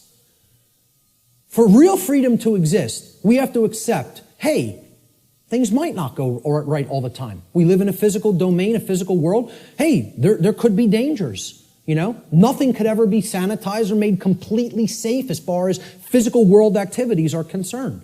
There's always going to be the possibility something could happen, go wrong, somebody could get hurt, chaos could happen. Okay? If you live in that state of fear that that's going to happen, what is that? Is that high consciousness or low consciousness? It's low consciousness. Low consciousness can only create what? Chaos. The fear of chaos itself can only get you more chaos because it's based in fear. As we see, just keep referring to that expression chart. Go online. I have slides of it online. It's in videos I've done. Print it. Read it. Look at it. Print it and stick it up in your home. Understand how that chart works. Those expressions that I went over, those 10 expressions. The possibility, of chaos from manifesting, the possibility that it may manifest has to be embraced without fear if we're going to be truly free. It must be embraced. You have to say, I am going to allow for the possibility that chaos may occur. Because that's getting out of the consciousness of fear, which that's what will lead to freedom. Removing that fear. The fear of the possibility of chaos is actually equated to the fear of true freedom. When somebody says, I can't ever believe that a system with no masters could work out, I can't even envision how it could work out. What's that called? What's been deadened in that person? What have they lost? Imagination. There it is. That is actually the equivalent of the death of the imagination. Now, what is the imagination? The imagination is the powerful ability of the human mind to envision a different state or condition than the one which is already manifested in the present. So, imagination must first be present in the mind in order to create a different state of existence than the one currently being experienced. And this is because, according to the principle of mentalism, for any different state to manifest in the physical world, the plane of effects, it must first exist within the mind or the plane of causality. If the imagination is stifled or destroyed, and the destruction of the imagination is what I refer to as total mind control. You can't go into any more total mind controlled state as the imagination being dead. All right? If that happens, any positive change to our state of existence becomes completely impossible. And this is where many people are already at. The fear of the possibility of chaos is more than even the fear of true freedom. It is the death of the imagination. It is putting the mind permanently in the cage. Okay? So you can't let that force within us called the imagination die, because that's the only way to envision a way out of the prison. You have to envision it first, then you have to put those thoughts and emotions that you used for that envisioning process into actual action so that it becomes manifested in the physical world. Through their fear of the possibility of chaos, which is actually the fear of true freedom, most people advocate the legitimacy and continuance of authority in government and are therefore actually advocating the legitimacy and continuance of violence and slavery. Those who believe that authority is necessary and that it must continue because of this fear of chaos have actually been duped into believing that human slavery is necessary. And get this, folks, human slavery must therefore continue in order to prevent chaos. Now imagine that. Imagine that. That's what statism is, though. That's what the religion called the belief in government or statism is. It is the belief that human slavery is necessary and must continue indefinitely in order to prevent chaos from manifesting. Now, tell me how that could possibly work. Can violence and slavery, which is actually what government is a euphemism for, statism and government are just euphemisms for violence and slavery. Okay? Can violence and slavery ever possibly prevent chaos? Why? What? Why can't it? Because they are chaos. Violence and slavery are chaos. We are already in the state of chaos. Being held under the threat of violence and duress, which is slavery, is the state of chaos. So forget about fearing chaos coming on. You're in it now. Surprise, surprise. Hate to break the news to you all. Okay? We're already in the state of chaos. We need to create real order by getting rid of violence and slavery. Order followers. These are the people who keep this system of slavery in place. Okay? They're the people who keep this system of slavery in place. Let me just say this again. Order followers are the people who keep the existence of slavery in place. Not the ruling class, not the masters, not the so-called elite, which aren't the elite of anything but the bottom of a trash can. Okay? The people who keep slavery in place are the people who willfully follow their orders. Nobody wants to hear that. And people will hate you for saying it. Following orders means, by definition, doing what you are told to do without judging for yourself whether or not that action that you are being ordered to carry out is actually right or wrong. That's the definition of following orders. I mean, can anybody refute that? Is that not the actual definition of following someone else's order? By definition, if you're following the order, you're given the order and then you just act. You just do it because you're following the order. You don't sit there and go, is what that person told me to do right? Do I have a right to do that? Is that moral? Should I do that because, it's okay and it doesn't hurt somebody else? Or should I not do that because it actually does cause harm? It's not what an order follower does in their mind. An order follower says, yes, sir, and follows the order. That's why it's called an order follower. That's why it's called following an order. So that's the definition of what an order follower is. It's not my perception of what an order follower is. It's the actual definition of order following. Okay? If an individual, this is key to understand, if an individual is performing the task of following orders, by definition, that individual cannot be exercising conscience. Since, by definition, exercising conscience means that one is willfully choosing through their free will for themselves right action over wrong action. So the concept of following orders is completely polar opposite to the concept of exercising conscience. You cannot be doing the same things simultaneously. It's impossible to do those two things simultaneously. They are contradictions in terms by definition. Okay? Most people don't grasp that. Okay? By definition, if you're following orders, you cannot be actually exercising conscience, which involves free will choice based on the knowledge of right and wrong. Here's what order following gets us as far as a nation is concerned. Not that we're not already there, not that these people already didn't take us, because we're taken by them already, covertly. They took us through the school systems. They couldn't beat us militarily. So they said, well, let's send our ideologues over there and get into the minds of their children. And if you don't believe that's what happened, you're very, very, very naive. Not only the Nazis, but the communists as well. Because really, it's all just forms of socialism. That's what feudalism is.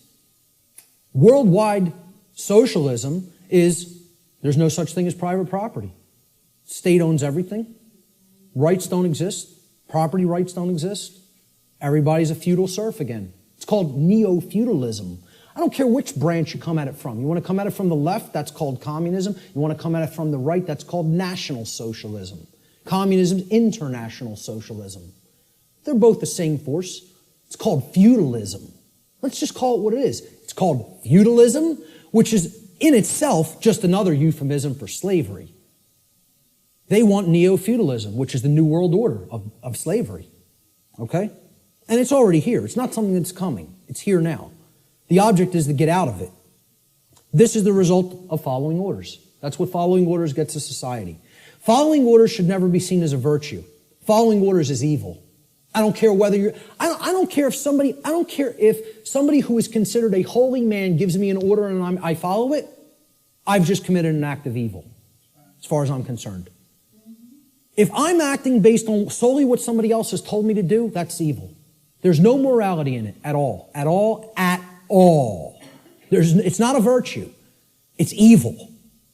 Okay? Let me just make that so abundantly clear and state it so unequivocally.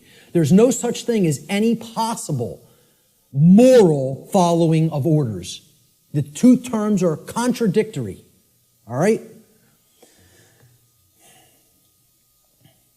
I was just following orders is never a valid excuse or justification for immoral criminal behavior, and this lame attempt to abdicate personal responsibility should never be accepted as a valid excuse for such behavior. And why it's done is through justification. And again, that means to create a right, from jus, meaning right or law, and the Latin verb facere, which means to make or to create. And this is what they say. I was just following orders. I was just doing my job. I was shutting down your protest. You don't have a right to speak. The politicians commanded me so. So I just came out and I was just doing my job, hitting you with a sound cannon. You know, just doing my job, just following my orders. It's a justification. You're a criminal. There's nothing moral in that. There's nothing virtuous in that. It's called criminal behavior, criminal activity. And what they do is try to create it into a right, make it into a right by a justification. And nobody should ever accept their justifications. Because you know what their justifications is? You know what they are? It's called a 100% crock of bull that is a complete lie. It's a lie. They're just straight up looking you in the face and saying, I'm not responsible for that. I just did it, but I'm not the one who's responsible for it because I was acting on orders. Well, see, this defense didn't work as the Nuremberg defense, and nobody in America should be accepting it. Nobody in America should be accepting it because they believe in the legitimacy of authority and government through mind control. That's what they believe it. They believe there's legitimacy to it. Most people actually believe that there's legitimacy to this criminal behavior because a class of people calling themselves government have magically been imbued and gifted with such rights, quote unquote. They believe they have rights other people don't. They themselves believe it, but worse is that the people who are actually affected by that criminal behavior, they believe they have the authority to do it. Gandhi said, you assist an evil system most effectively by obeying its orders and decrees. An evil system never deserves such allegiance. Allegiance to it means partaking of the evil. A good person will resist an evil system with his or her whole soul, which means saying no. Moral culpability. What does this mean? The determination of who is ultimately at fault or deserving of blame. Again, this is a legitimate and real concept. There is fault. There is blame. We got to get over this new age nonsense that nobody's at fault, nobody's to blame. You should never say, hey, you shouldn't have done that. That caused a lot of chaos and trauma for other people. You're not to blame. It just happened. No, wrong. The people who did the behavior are to blame. Who carried out the Holocaust in Germany? The people who followed their orders to do it. That's who carried it out. Order followers is the answer. Who carried out the purge of political dissonance in Soviet Russia? Order followers. And they're always in the form of police. Why do you think they call a totalitarian system a police state? Why don't they call it a banker state? How come they don't call it a politician state? What about a lawyer state? How about a judge state?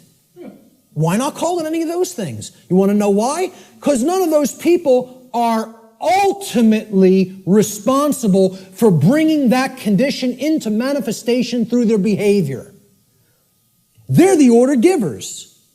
The order followers carry out their commands and through their behavior make that condition a reality. That's why it's called a police state.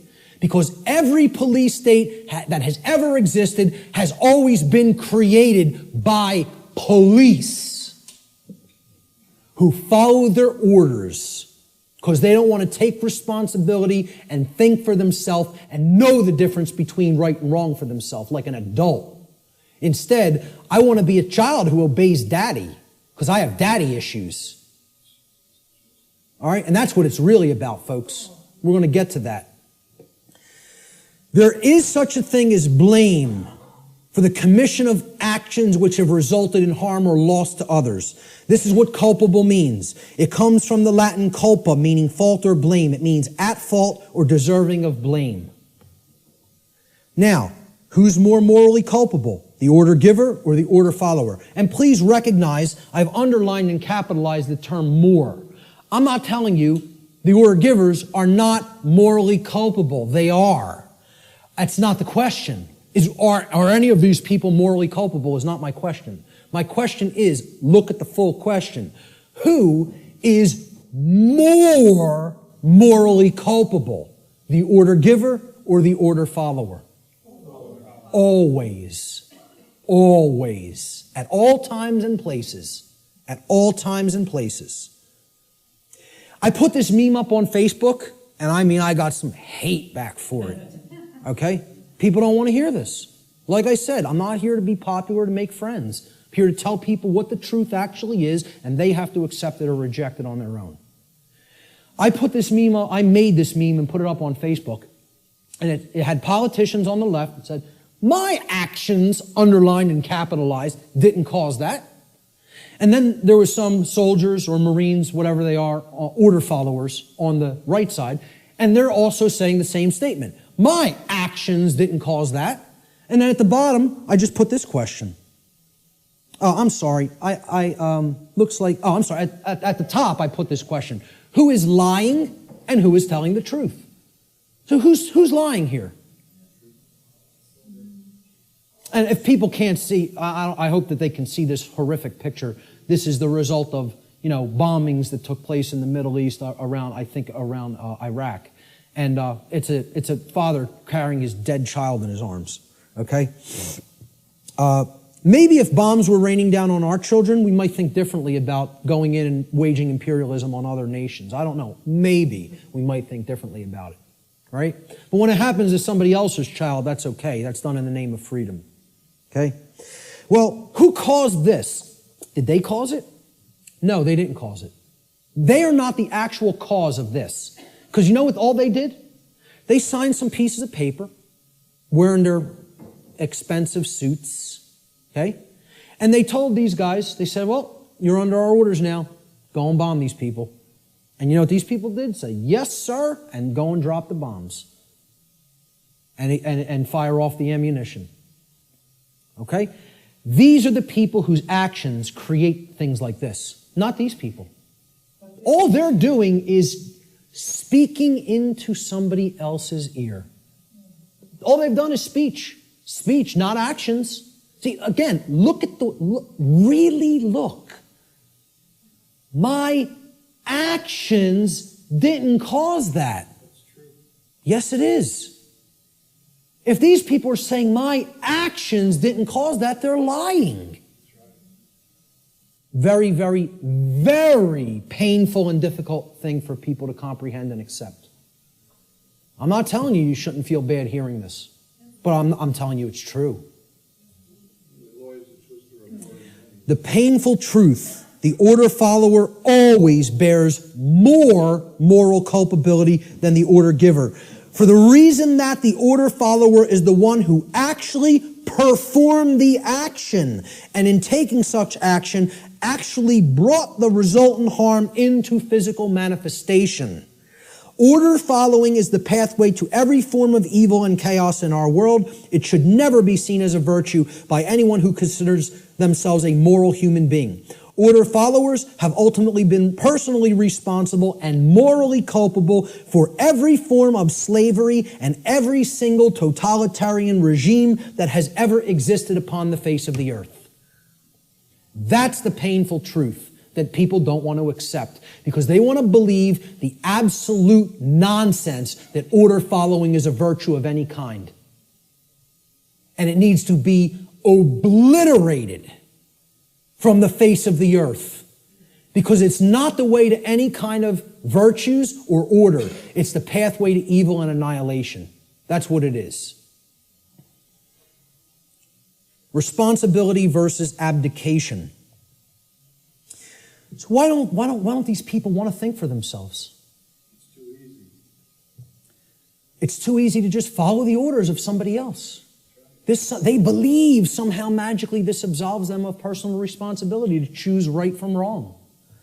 An individual's personal responsibility to choose right action over wrong action for themselves always belongs to that individual.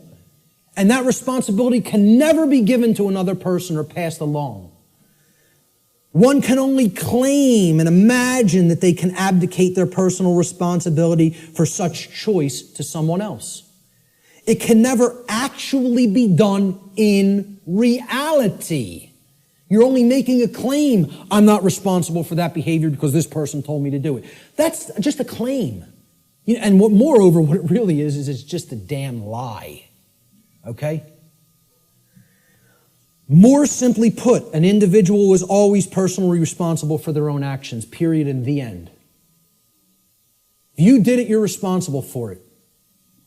There are no cop-outs. Stop trying to make excuses or justifications for criminal behavior. Own up to personal responsibility. If you did wrong action, you did it. You caused it. I like how David Icke words this. He says, accept responsibility for yourself and your actions, thoughts, and words. You alone make these choices, so you alone are answerable to the consequences of your behavior. The feeble excuse that your boss required it, that the establishment expected it, holds no truth or justification. What is the point of having principles if you allow others to dictate your behavior? Really, those who allow others to dictate their behavior don't have principles. And there's a reason they don't have principles, because they hate themselves. They're in psychological self-loathing, and there's a reason they're in that state, which my future work is going to cover in depth, in extensive depth and detail. At the end of the day, you will judge your performance and the contribution you've made to creation. It will not be based on what another expected of you or what you did because you felt trapped. Like, oh, there's no other way. I can't envision my way out of this. I can't envision doing something else. I might have to get another job. I might have to read and learn. I can't envision becoming a different person than the identity I've already forged for myself. How could I possibly imagine that? I have all my eggs in this basket. My whole ego identity is all wrapped up in my job and what I do. That defines who I am. I can't go against that. It's all nonsense. It's all what people are doing just because they feel trapped and they can't imagine that there's another way. Most people erroneously believe this is the second part of the abdication of responsibility on the part of the people. Most people erroneously believe that they can hand over their natural law right to defend themselves to another individual, group, or entity.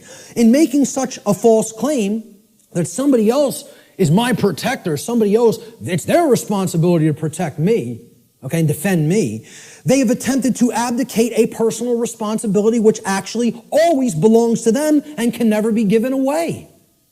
That's the self-defense principle. You own it. It's yours. You can't give it away to somebody else. Shock and amazement. Okay? That is your responsibility already. And guess what? You know what? They're all too happy. These controllers are now even all too happy to say, it's not our responsibility to protect you. Because what their actual goal is they're just revenue men for the new king. That's all they are. And to slap people back into line if they try to exercise rights that the new king called government has decreed that they may not exercise. That's what their real role is. They don't serve and protect the people. They serve and protect the ruling class. And they don't want to admit that to themselves. You know why? Because they're liars, most of all to themselves. It's a bunch of childish liars. Franklin said those who would give up essential liberty to purchase a little temporary safety deserve neither and will lose both. And this addresses the fear of chaos and the desire to abdicate your personal responsibility to defend yourself to other people just because you're afraid and you don't want to take the responsibility of doing it yourself. You want to stay in that mindset? I'll give up my freedom to be safe? Well, enjoy your safe slavery. I, for one, will take my dangerous and chaotic freedom. Okay? I'll take the absolute cannibal lurking around every corner, and I'll take my chances. Thank you very much. Give me my freedom and my assault rifle, and I'll take my chances. Thank you. Okay? So, the idea that you just want to be kept safe and you'll give up your freedom to do so, it's just a child. That's how a child thinks. And that's what this is really about. Not wanting to grow up and become adults. And again, there's a reason for this. This is the underlying psychological reason, but there's an even deeper one. But I'm going to touch on this one first. Self-respect versus self-loathing. People who don't want to take personal responsibility and become an adult are in this psychological condition. It's called self-loathing. What it means is you hate yourself. Nobody who wants to perpetuate slavery can possibly like themselves. They cannot love themselves. It's impossible. You are already in a state of self-hatred if you believe in government, if you believe in its legitimacy. Okay? Because you believe in slavery, and therefore you're in that slavery system and you want it to continue. How can you possibly love yourself? It's not possible.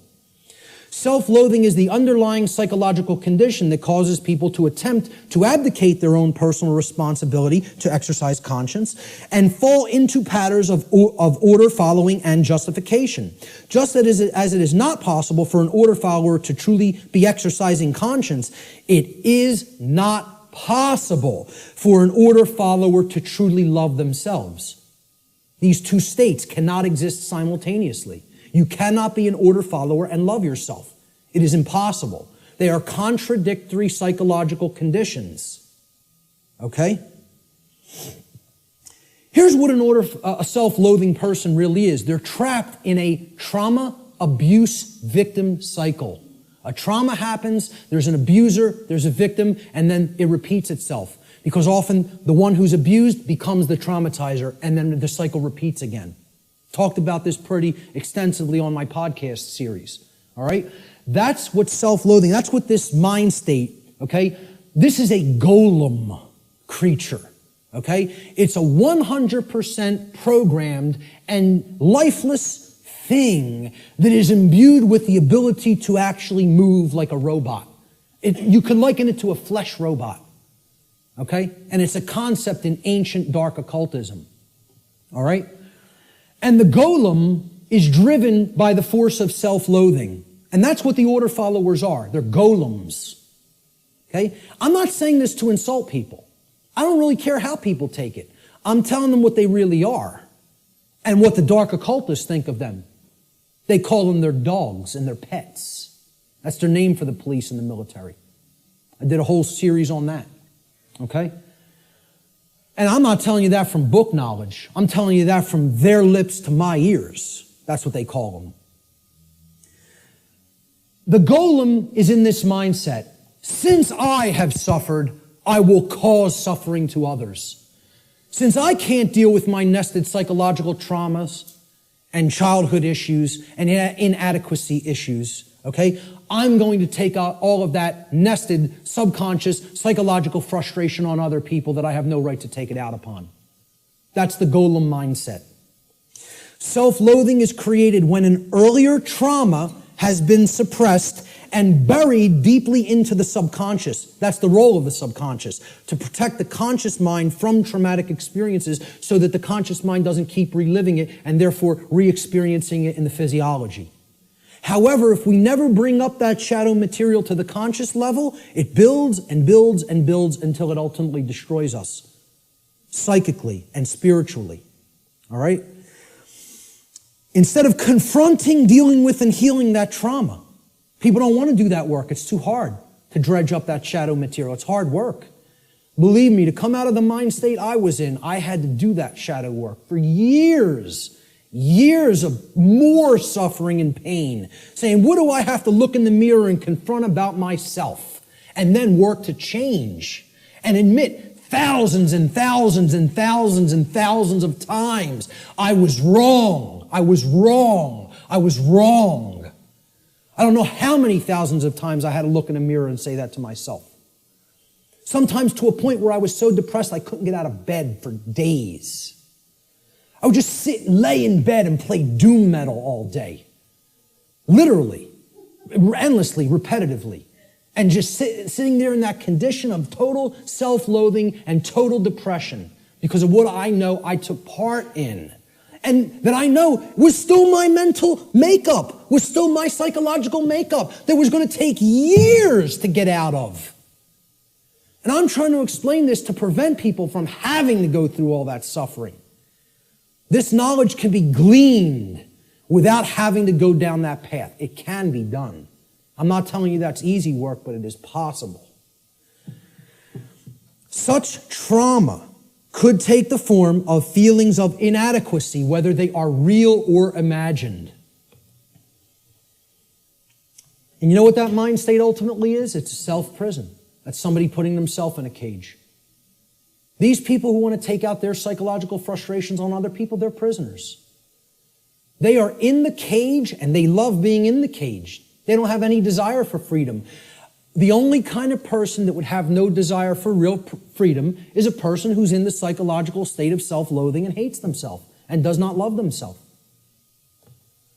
Now, what heals self-loathing? Self-respect. And we have to know what the word respect means. And this is about looking at yourself. Introspection.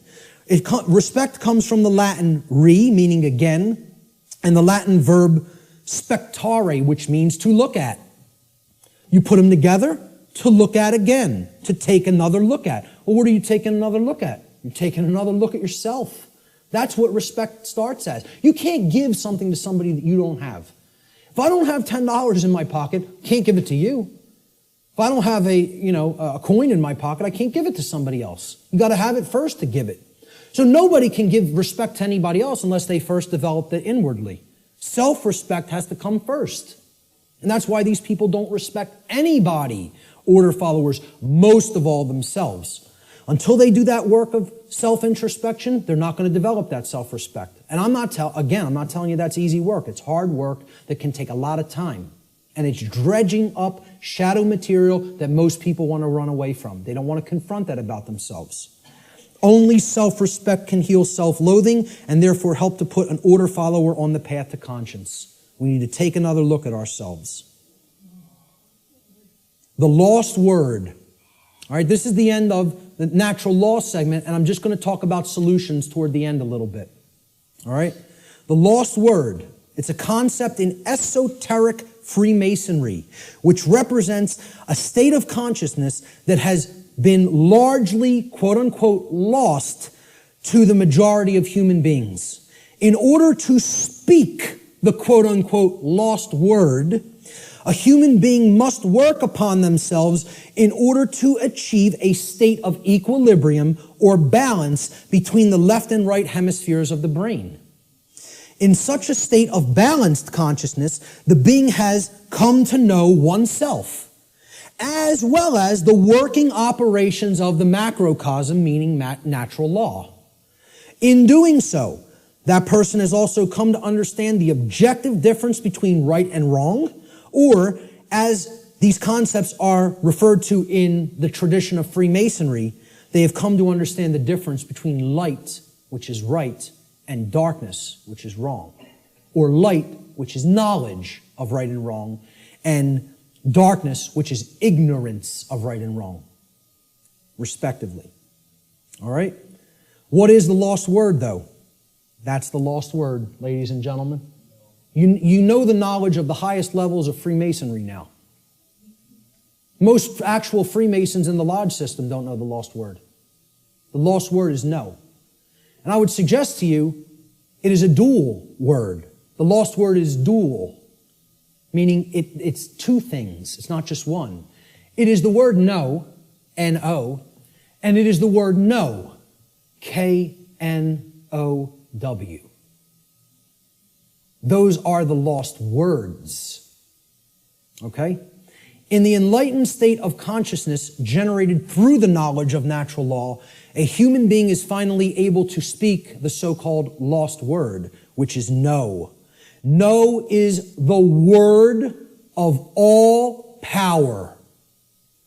Only when we say no to those who would claim to be our owners, those who would claim that it is they who will decide which rights we have or do not have, do we stop externalizing our power to anyone outside of ourselves, and in doing so, reclaim all of our rights, all of our property that has been taken without right. Sadly, very, very few people in our world have the knowledge, care, and courage that is required to do this. This is why this all-powerful word is considered lost.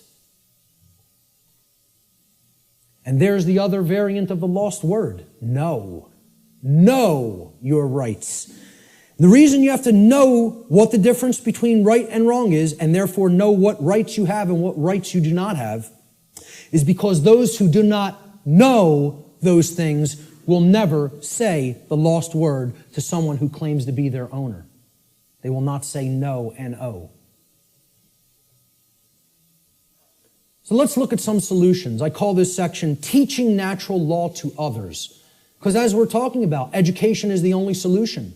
Knowledge is the solution. The propagation of that knowledge is education, which means to lead out from.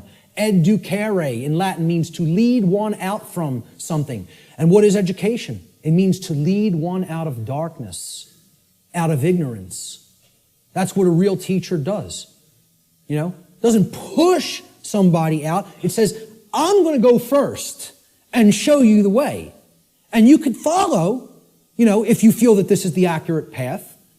Okay? But you could do the same discovery process. It's a repeatable process. That's what a science is, which I've said this is not a belief system or a religion. It is a science.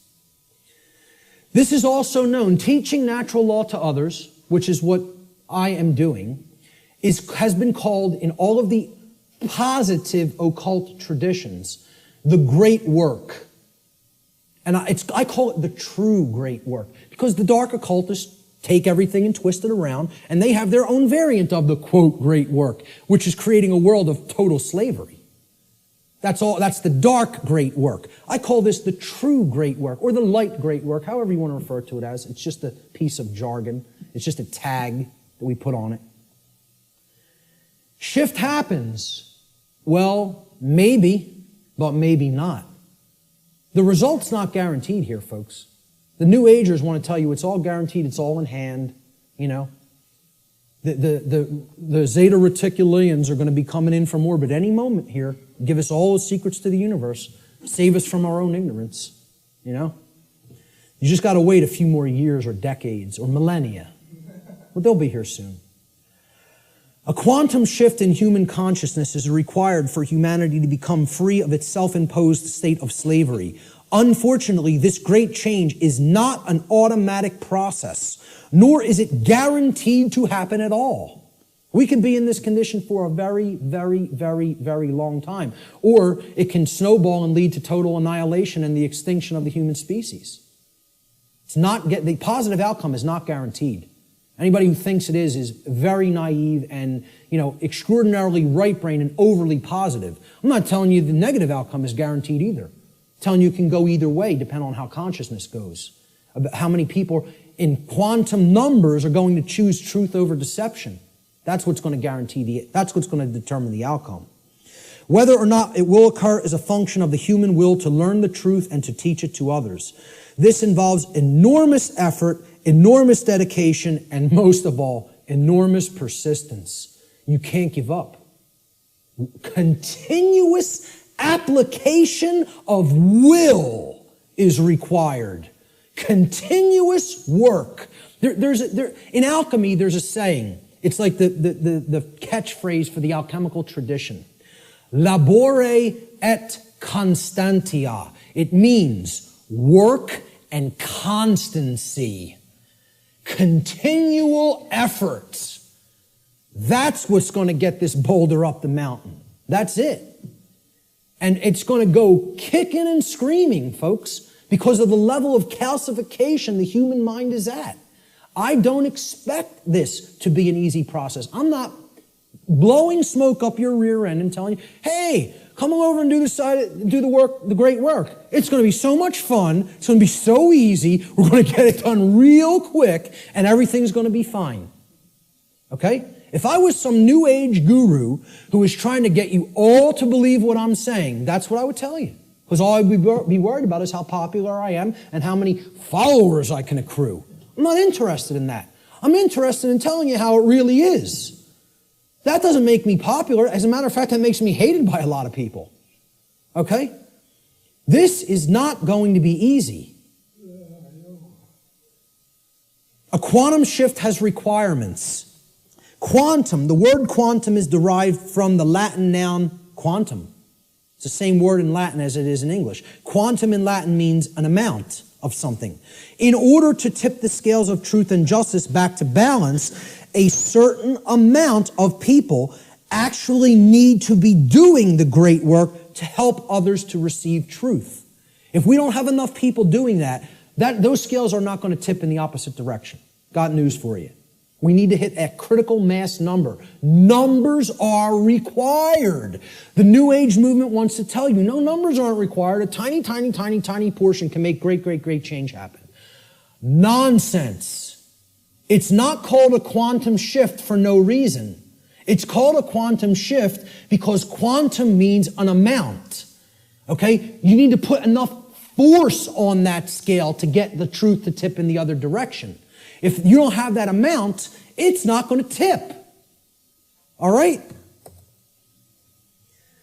So, individual behavioral choices, whether they are either based in harmony with natural law or opposition to natural law. They combine in their energy and effect, and in the aggregate, meaning in the sum total, they influence the quality of the manifested, shared human experience. That's how reality is created. We're not very contradictory to the New Age notion. Each individual is not creating their own reality. In the aggregate, humanity is co-creating the collective shared experience that we are all undergoing. We collectively create our shared experience. Not each individual creates the reality that everybody experiences.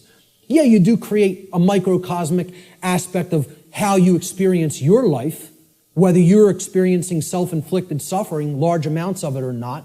That's how the laws of attraction work at an individuated level. But at a mass level, they work in the aggregate. We need a population who understands and lives in harmony with natural law. And numbers are required for that to happen. This dynamic acts as a perfect expression of the principle of correspondence. As above, so below. As below, so above. As the individuated units of consciousness are co-creating reality, so the macrocosmic reality shall become and shall be experienced. Decisively contrary to the New Age view, in order for a quantum shift to take place, numbers are required. So what is the true great work? The true great work can only be performed after one has already realized the truth regarding natural law and brought oneself, one's own actions into alignment with natural law. That's when it begins. Because once you do that and you're no longer in that internal contradiction or opposition, that's when you can legitimately start teaching it to other people because you know it deeply enough and you've actually aligned your behavior to it. So the true great work is what comes after that. And here's what it is. This is actually what the true great work is now. It is the arduous task of influencing other people to go through the very same process of change, of positive change in consciousness that you have gone through. It is to help them to realize that in supporting and condoning the legitimacy of authority and government, in other words, man's law, that what they have actually been supporting and condoning is the legitimacy of slavery, and that they were immoral for having done so. Now that is hard work. Because people don't want to hear this. They want to believe what they want to believe. They want to be true what they want to be true. They filter their perceptions through those lenses. In short, what the true great work comes down to is to actually get people to abandon their religions, their false religions, really, I should make this slide say. The false and dogmatic beliefs which hold back the progress of consciousness by impeding the reception of truth and natural law. They're calcified religious belief systems. That's what has to be broken down and abandoned. Carl Jung described the great work beautifully. I consider him a modern-day alchemist, as I consider many other teachers of the great work. He said, one does not become enlightened by imagining figures of light, but by making the darkness conscious. Making the darkness conscious. Not wishing for it to become conscious, not meditating upon it, by making it happen through an act of will. And that can only be done if enough people are doing the great work. Okay? This latter procedure that he's just described, he says, however, is disagreeable and therefore not popular. So few people are doing this work. The answer is to actually become the teacher.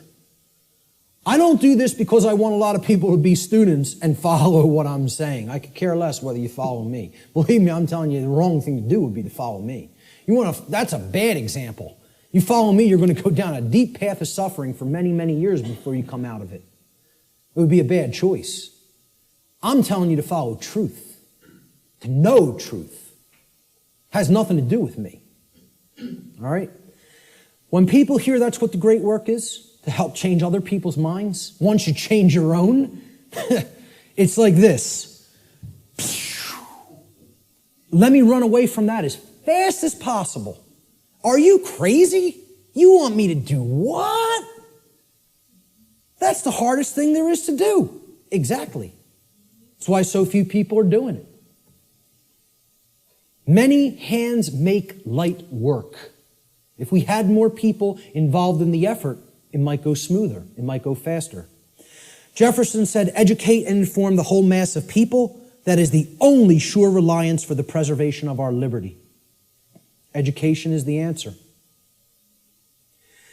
Researcher Donald McIlvaney said in his book, Toward a New World Order, in every declining civilization, there is a small remnant of people who adhere to the right against the wrong, who recognize the difference between good and evil, and who will take an active stand for the former against the latter. There's a small group who can still think and discern for themselves and who will courageously take a stand against the political, social, moral, and spiritual decay of their day. Brilliant. The words that are attributed to Jesus in the Gospel of Matthew, and many people will never have heard this quote. He says, do not suppose that I have come to bring peace to the earth. I did not come to bring peace, but a sword.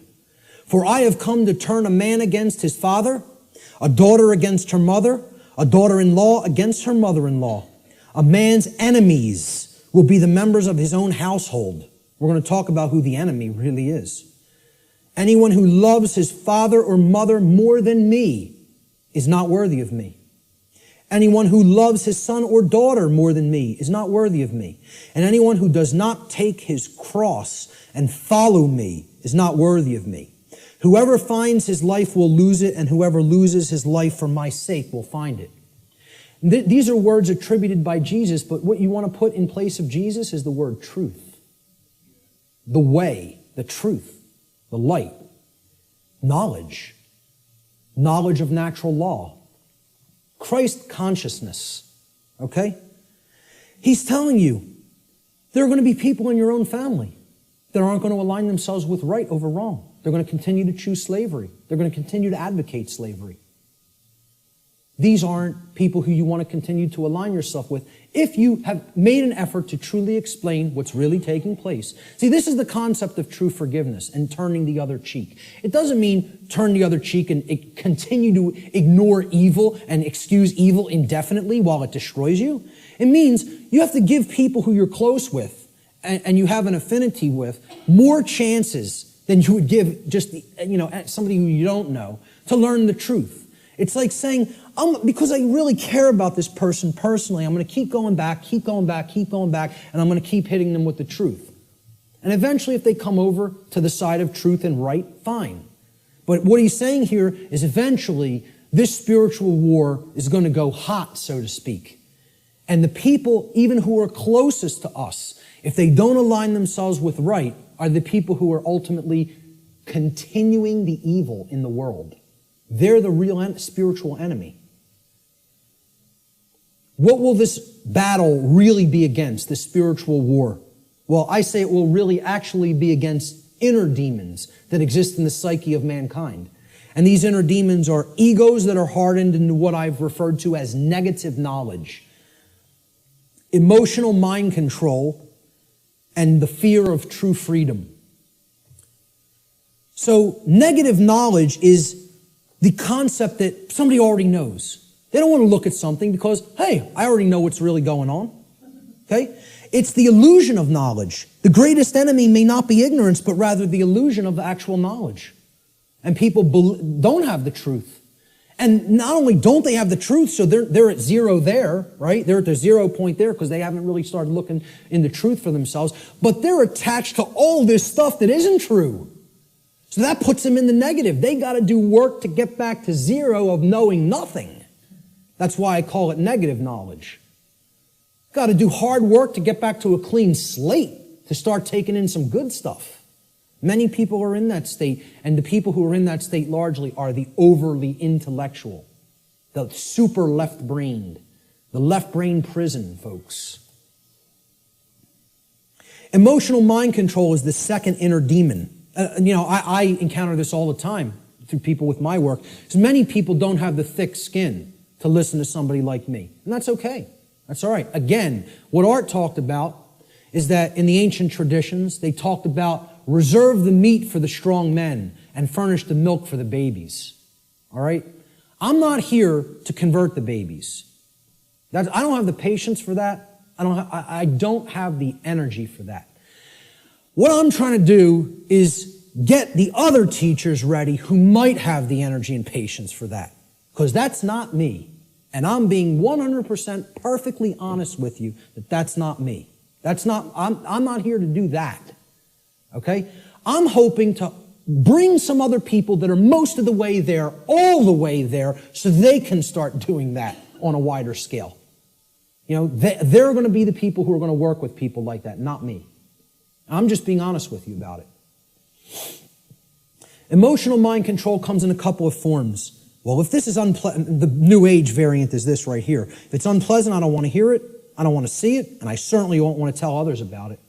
See no evil, hear no evil, speak no evil. I'll just ignore it and it'll go away on its own. Well, what happens when you do that with any kind of a sickness or a problem? Does it get better? It gets worse. The second form of emotional mind control is people have a problem hearing truth because they don't like or prefer the way it's delivered. I'm not going to stop delivering truth the way I deliver it. This is my style. I like my style, personally. I don't think I have a problem at all in the way I present. I listen back to my presentations and I don't, totally pat myself on the back, but I say, I did a damn good job there. I'm proud of how I did, personally. Okay? I'm making an honest assessment about how I present. And again, I realize my presentation style is mostly for the thick-skinned. It's not for the people with super delicate sensibilities. So be it. That's not really who I'm trying to reach. I'm trying to do vertical integration, not horizontal integration. Build up the community of people who really get it, and they can start propagating it to the masses. This concept is about, the attractive newscaster on the nightly news. She can whisper sweet nothings in your ear all night with the blue frequencies behind her, okay, and say, 2 + 2 = 5. 2 + 2 = 5. And she's going to get a lot of people to believe that nonsense, right? But the person who's actually telling you the truth, that you might not like the sound of his voice, you might not like the harshness that he comes to you with the truth with, he might be screaming through a bullhorn and saying, hey, you're in danger. You are actively in danger. There is an imperative here, okay? There is a time consideration here. You don't have all the time in the world to correct this. All right? People say, well, I don't like the way he said that. That comes off as negative to me. I think he's fear-mongering or making a bigger deal out of this than it is. They're not interested in the content, the actual information. They're saying, the way that was said offended me. I don't prefer the sound of his voice or the tone he just took. Well, does that have any damn thing to do with whether the information was true or not? The people who are in this mind state are under emotional mind control. They believe you can determine the veracity of informational content based upon how it makes you feel. And this is a logical fallacy. That cannot be done.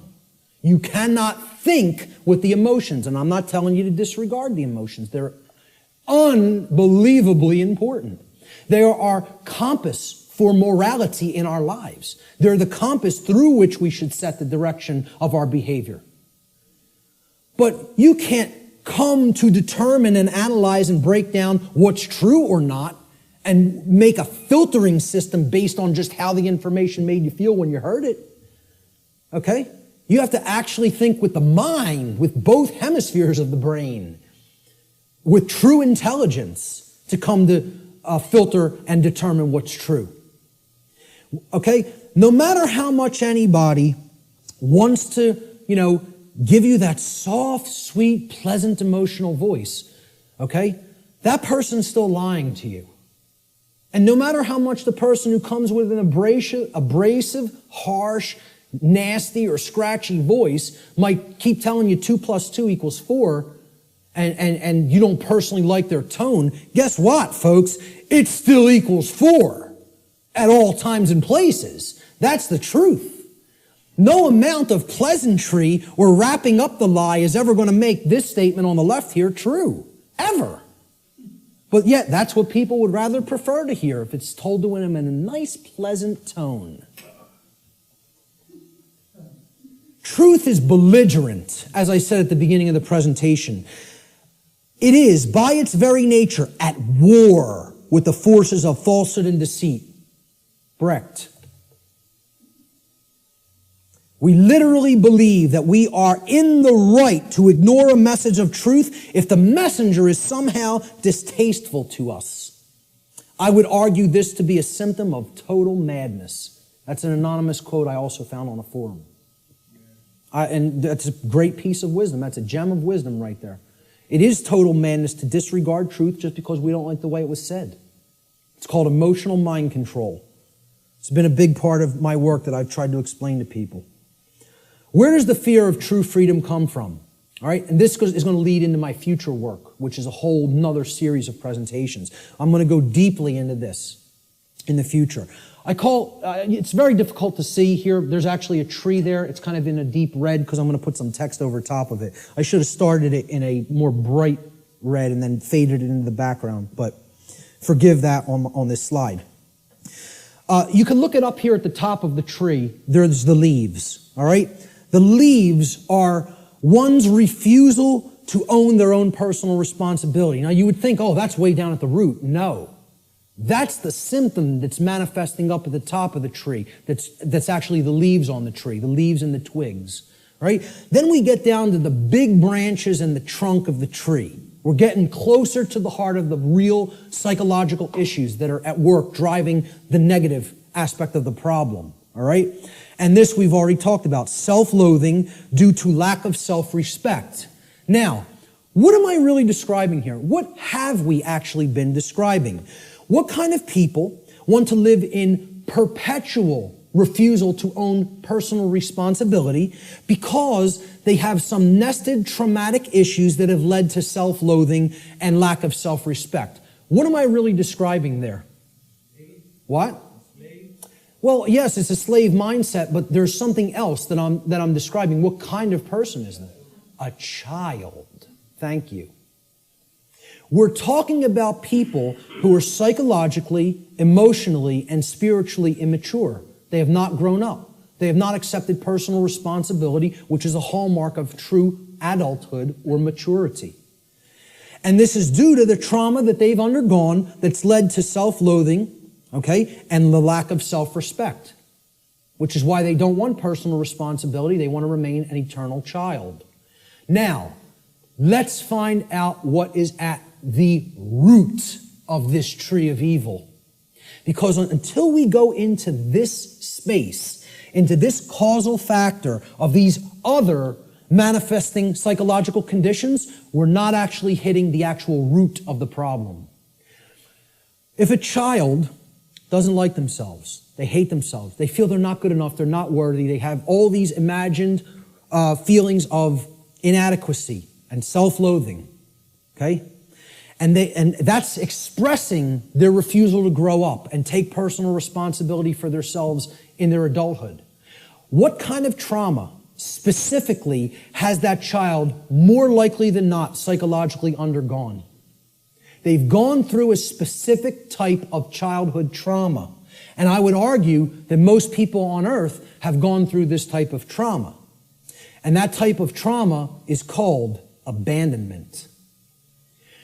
The human species is suffering from very deeply seated parental abandonment issues that lie at the very core of the psychological condition that we call the human condition. Until we deal with that nested psychological trauma that has been created through abandonment issues, we're not hitting the roots of the tree of evil. We're not getting down to the very core issue that needs to be understood. My future work, I'm going to be presenting this on December 12th in Philadelphia, for anybody who's in the Philadelphia area. It's going to be what I would call a synthesis, an explanatory synthesis of why this is the root psychological condition of humanity. I call it cosmic abandonment. And this is going to be one of the biggest aspects of the next part of my work. I think it's going to really set my work apart from others in the truth and freedom community and the alternative research community. Until we wrestle with those psychological abandonment issues, we're not getting to the heart of what's causing these other problems in the human psyche, like self-loathing, the lack of the development of self-respect, and the refusal to own the responsibility for one's own actions. And I'm going to connect this with human origins. And I'm going to make the case that it has always been like that. It has always been like that. We have been children on this planet since we have been on this planet. And we have never actually psychically, psychologically, and emotionally and spiritually grown up, because as a species, we have undergone what I term cosmic abandonment. So that's going to be coming up in future aspects of my work. What will be required on the part of those performing this great work? And you know, it is like Sisyphus rolling that boulder up the hill. We just got to get it up to the top and give it that one last push so we don't have to keep doing it again. Who knows how many times we've already tried to do this, and it's ended in failure. We need the knowledge of the real enemy, okay? And we'll get to what that is. We need to devote ourselves to service to truth, not even service to humanity. I'm not saying that's not a great virtue to have and to enact. I'm telling you we need to go beyond that. This isn't about service to me, you, or any other individual. It's about service to truth and principles first and foremost. And we need courage and persistence. And then we need practical real-world skills. The knowledge of the real enemy needs to ultimately come first. And this isn't it, folks. This priest class that goes and meets and has the rituals at Bohemian Grove, I'm not telling you they're not evil. I'm not telling you they're not psychopaths. I'm not telling you that we don't need people like that in the world. Okay? I'm telling you that in this spiritual war, this is a tiny, insignificant, as far as numbers are concerned, fraction of the totality of the human population that could not possibly control the minds and the behaviors, and therefore the behaviors of the masses of people without our compliance, without our ignorance. So, while I'm not telling you I, like these people, do I have respect for them as an opponent? Oh yeah, you damn well better believe I do. I don't underestimate these psychopaths. Not a bit. You want to know why I worked with them? I know what their will is like. I know what their intellect is like. And I'm telling you, don't underestimate either one. I'm telling you, don't underestimate their care. They don't have, like I said, they don't have care in the terms of compassion and the normal range of human emotions like we do, but don't think that means they don't have care. They deeply care about what they're enacting, what their agenda is, and they have the will to carry it out, and they're not slowing down. They're unified. They're on a unified front. They're on the same page. Believe it. Know it. I'm not telling you that from, like I said, reading about it or book knowledge. I've been around these psychopaths. Haven't specifically been to this psychopathic gathering, but I've been around them enough. That's not the real enemy, that is. The sleeping masses, hypnotized masses, they're your enemy. See, people will say, the Illuminati enslaves humanity. No, it doesn't. Humanity enslaves the real Illuminati. You think about that for a little bit. You know? Do those psychopaths in the last slide really enslave us? And first of all, people who call them the Illuminati, there's no such thing. Illuminati means that you're enlightened, the illuminated ones. You want to know who's the enlightened ones? They're in this room. We're the Illuminati. The people who know what I'm talking about here are the Illuminati. They're the illuminated ones. They're the ones with the light. They're the ones with the real knowledge. Okay? They want to refer to themselves as the enlightened ones. Well, they might have the dark sun, but they don't have the true sun. You know? They're imbued with the black sun. That means it's all intellectual knowledge, and then you're applying it for the totally immoral, wrong reasons, which is to control and manipulate other people. There's nothing illuminated about that. So, the real Illuminati, they're not the enslavers of humanity. The dark Illuminati are not the enslavers of humanity either. Humanity enslaves itself, and they're enslaving the true Illuminati, the teachers who are actually living under the conditions of slavery because they're here with the ignorant people. That's who's being enslaved by humanity. Humanity are the enslavers. And this is another thing that's highly unpopular. People don't want to hear it. They want to think we're powerless victims. There's no choice involved here. This is something that's just being done to us. Okay? And I'm here to tell you, free will is always in existence. And it's a matter of changing one's thoughts and therefore changing one's choices. And that's our own personal responsibility that can never be given away or shirked or shunned. You are always responsible for what we're doing. Service to truth is required. Truth itself is eternal, can never be destroyed. But you know what? Humanity can be destroyed. We can be destroyed when we refuse to act in service to truth as her defenders. People say, oh, truth doesn't need to be defended. Nonsense. Truth needs to be defended at all times and places because the attack on it is never-ending and non-stop, continuous. And if we don't come to her defense, you know what happens? The voice of untruth and deception and evil and mind control rules the day. And the voice of truth doesn't get heard because the truth itself doesn't have a physical voice in the physical domain. You know, we have to be its mediums and we have to be its voice. It's possible for us to co-create a positive outcome in this scenario, but this can only be accomplished if we care enough to learn the truth ourselves, and then we develop the courage to continuously speak it to other people until our voice of truth becomes a non-stop chorus like the voice of lies and deception and mind control has been for millennia on this planet. Courage is required. Samuel Adams encapsulated this brilliantly. He said, the liberties of our countries are worth defending at all hazards. It is our duty to defend them against all attacks. It will bring a mark of everlasting infamy on the present generation if we should suffer them to be wrested from us by violence without any struggle, or to be cheated out of them by the artifices of designing men. If you love wealth greater than liberty, if you love the tranquility of servitude greater than the animating contest for freedom, then go home from us in peace. We seek not your counsel nor your arms. Crouch down and lick the hand that feeds you. May your chains set lightly upon you, and may posterity forget that you are ever our countrymen. Now that's about as powerful as it gets as far as I'm concerned. Because he's telling you, if your allegiance isn't to the truth and freedom, I don't want to know you. I don't want to know you. And we hope history forgets that you ever were with us at this time and place in history. And because you deserve to be forgotten. That's what he's saying here. You know, I couldn't agree more. Persistence is required. Constant effort. We are the actual vehicles by which truth operates in the world. Therefore, it is our shared responsibility at this time to help to awaken others by continuously speaking the truth, even if we feel burdened by this task, even if we feel no one is listening, and even if it makes all involved in this process feel uncomfortable. It's not about feeling comfort, folks. It's not about staying complacent.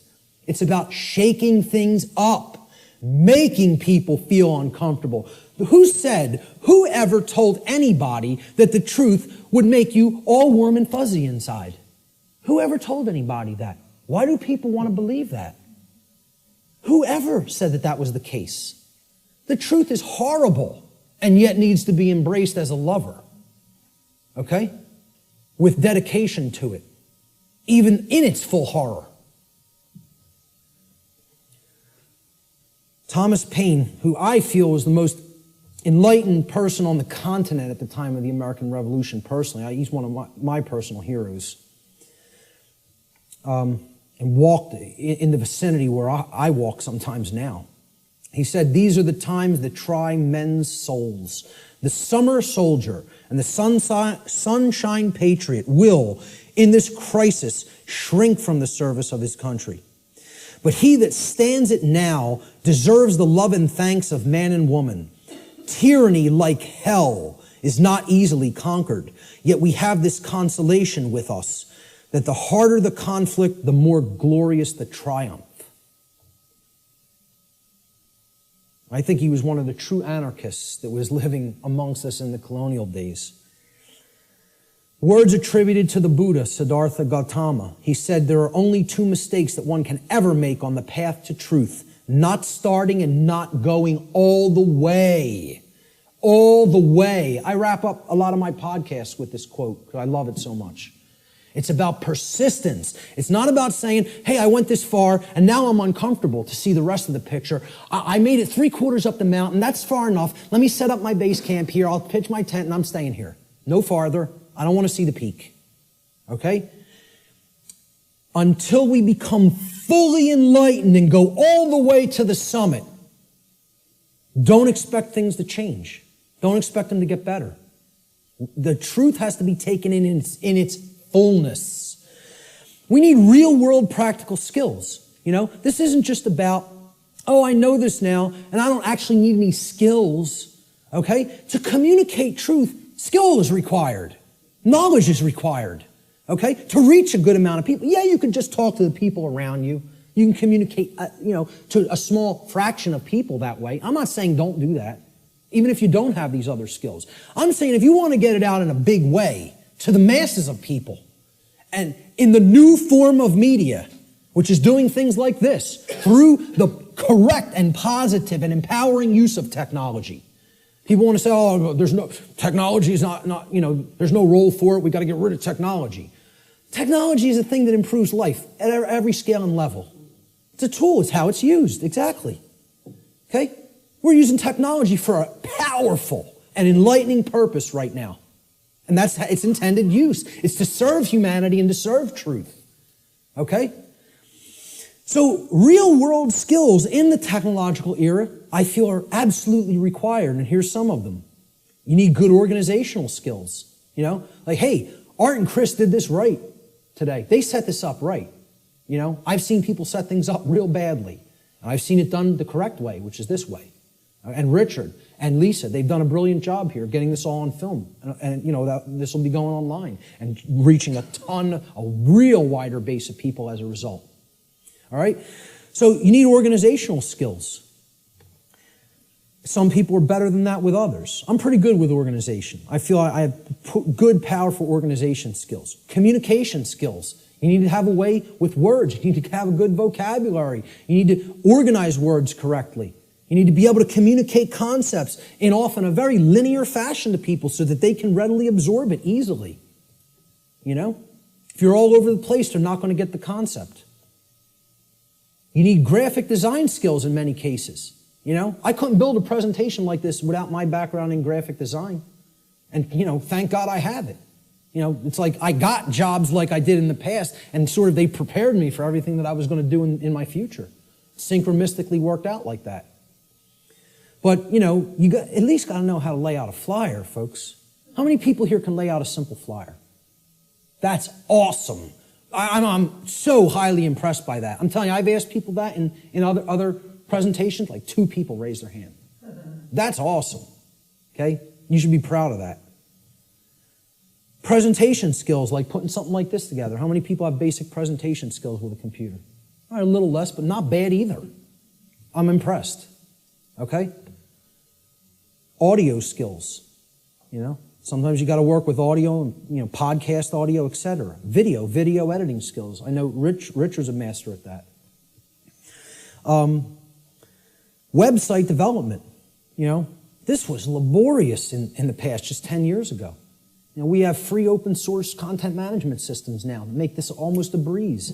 You know, it's just little bit of a learning curve, but once you get there, hey, you're off to the races. You can maintain multiple websites then, right? So how many people can build a simple website by a show of hands? That's also awesome. I mean, you know, kudos. Whoever hates that word, you know, whatever. But I'm telling you, that's impressive. For an amount of people in one room to have all those skills, I'm impressed. It's very rare. All right? Networking skills. I mean, literally like people skills. I'm weak on this. All right? I can do it. I don't like doing it. I don't like marketing and promotion either. I'm not a good marketer of my work. I'm trying to get better at that, but I need some work with that. And maybe there's people that can help me with that. But, you know, I have a good chunk of all these skills. I could do all of them. I'm not so good on the last two. I need more work. But, you know, if most of us don't have these skills, we're not going to be reaching the optimum number of people. We need to become the new media that is dedicated to truth and put that out there for other people's consumption and other people's edification. All right? We are the answer. We are the illuminators, the ones who will help to enlighten other people once we've taken this knowledge into ourselves. And then that's only the beginning, folks. You got to put it back out there. I tell people the story. I had all this knowledge for a long time, sitting on it, doing nothing with it, just taking more in. Oh, I want to make sure I got it all right. I want to make sure I got the whole picture. I go to a meeting in the state of Virginia. Virgin, the goddess. Okay? Care. Very synchronistic. A woman comes up to me. She says, "You're one of the most knowledgeable people I've come across. What are you doing?" So what do you mean, what am I doing? She said, I mean, what are you doing with all the knowledge you have? You doing lectures, presentations, videos, audio? What are you doing? I'm not doing any of those things. I'm just taking a lot more in, downloading a lot more videos. She goes like this, and it's just so matter-of-factly and harshly. What makes you think you have the right to do that? What makes you think you can keep taking all of this in, all of this in, all of this in, and not put any of it back out? What makes you think you even have a right to do that? It was like somebody hit me in the face. She said, this was her phrase. She said, I'll never forget it. You're Niagara Falls in a water balloon. You're taking all this in and all this pressure building up. It's got no outlet. It's going to burst. She said, you have to put an outlet valve on that knowledge and let it flow out of you and go out to others, and then more will come in. Right now, there's no pressure release valve. You're Niagara Falls in a water balloon. It's like a truck ran me over, you know? Literally like I got hit by a truck.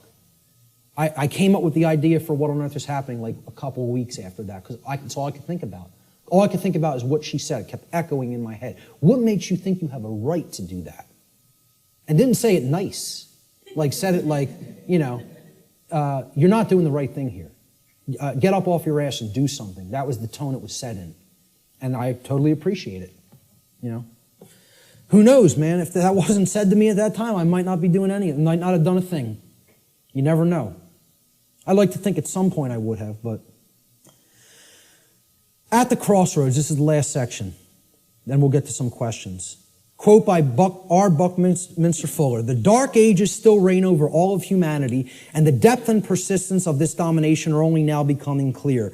This dark ages prison has no steel bars, no chains or locks. Instead, it is locked by misorientation and built upon misinformation.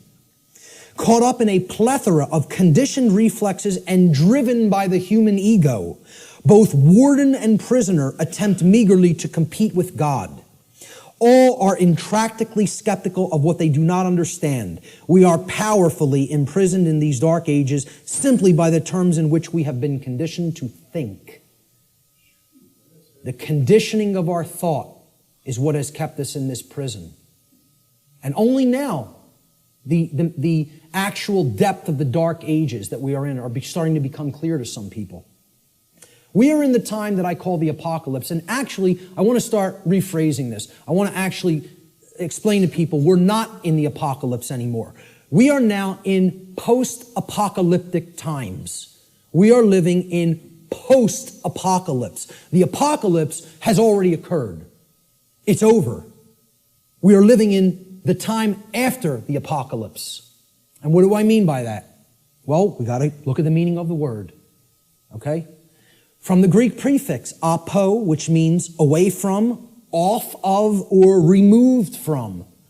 And then the Greek verb kalyptine, which means to cover, or to conceal, or to hide. So, apocalypse means literally to take the cover off of, to remove the veil from, or to take something out of hiding. Well, ladies and gentlemen, another big surprise. The veil has already been lifted. The truth is already out there. It's out. The truth about what's going on here and has been going on here on the earth is out. It has been de-occulted. And not just by me, by many, many other researchers. Okay? There's a laundry list of them out on my website, and I talk about in the podcasts. All right?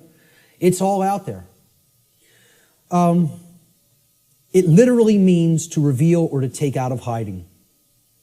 The apocalypse is the great revealing of the truth to the masses of people. Or it is what I simply refer to as the process of de-occulting the truth, removing it from being hidden. What humanity needs to do is make what I call the cosmic apology. And I'll get to what that means. See these words right here? I was wrong. That's the most powerful phrase that can ever be said by a human being. The second most powerful phrase I would acknowledge is I love you. But this is more powerful than even that. Because this is about internal change. Not just a dynamic or an interaction or a relationship with another. This is about an internal metamorphosis. When you say these words, this is the phrase of all power. No is the word of all power by which we reclaim our power. But this is the phrase of power. All right? Okay. The word apology comes from Greek. Apo, meaning away from, off of, or removed from, as we've just seen. And the Greek noun logos. Logos means word. Okay? So hence, an apology, it literally means to go away from the word. Or to give back the word. Okay? You are taking it back. So if I make an apology, I said something, I didn't really mean it, or I want to retract it. An apology means, let me take back what I just said. Okay? I'm taking it back. I'm removing the word. All right? I'm going away from the former word or phrase that I just said. That's an apology in the standard colloquial English understanding sense. All right? Let's look at what I call the cosmic apology and where this term really comes from, what it really means.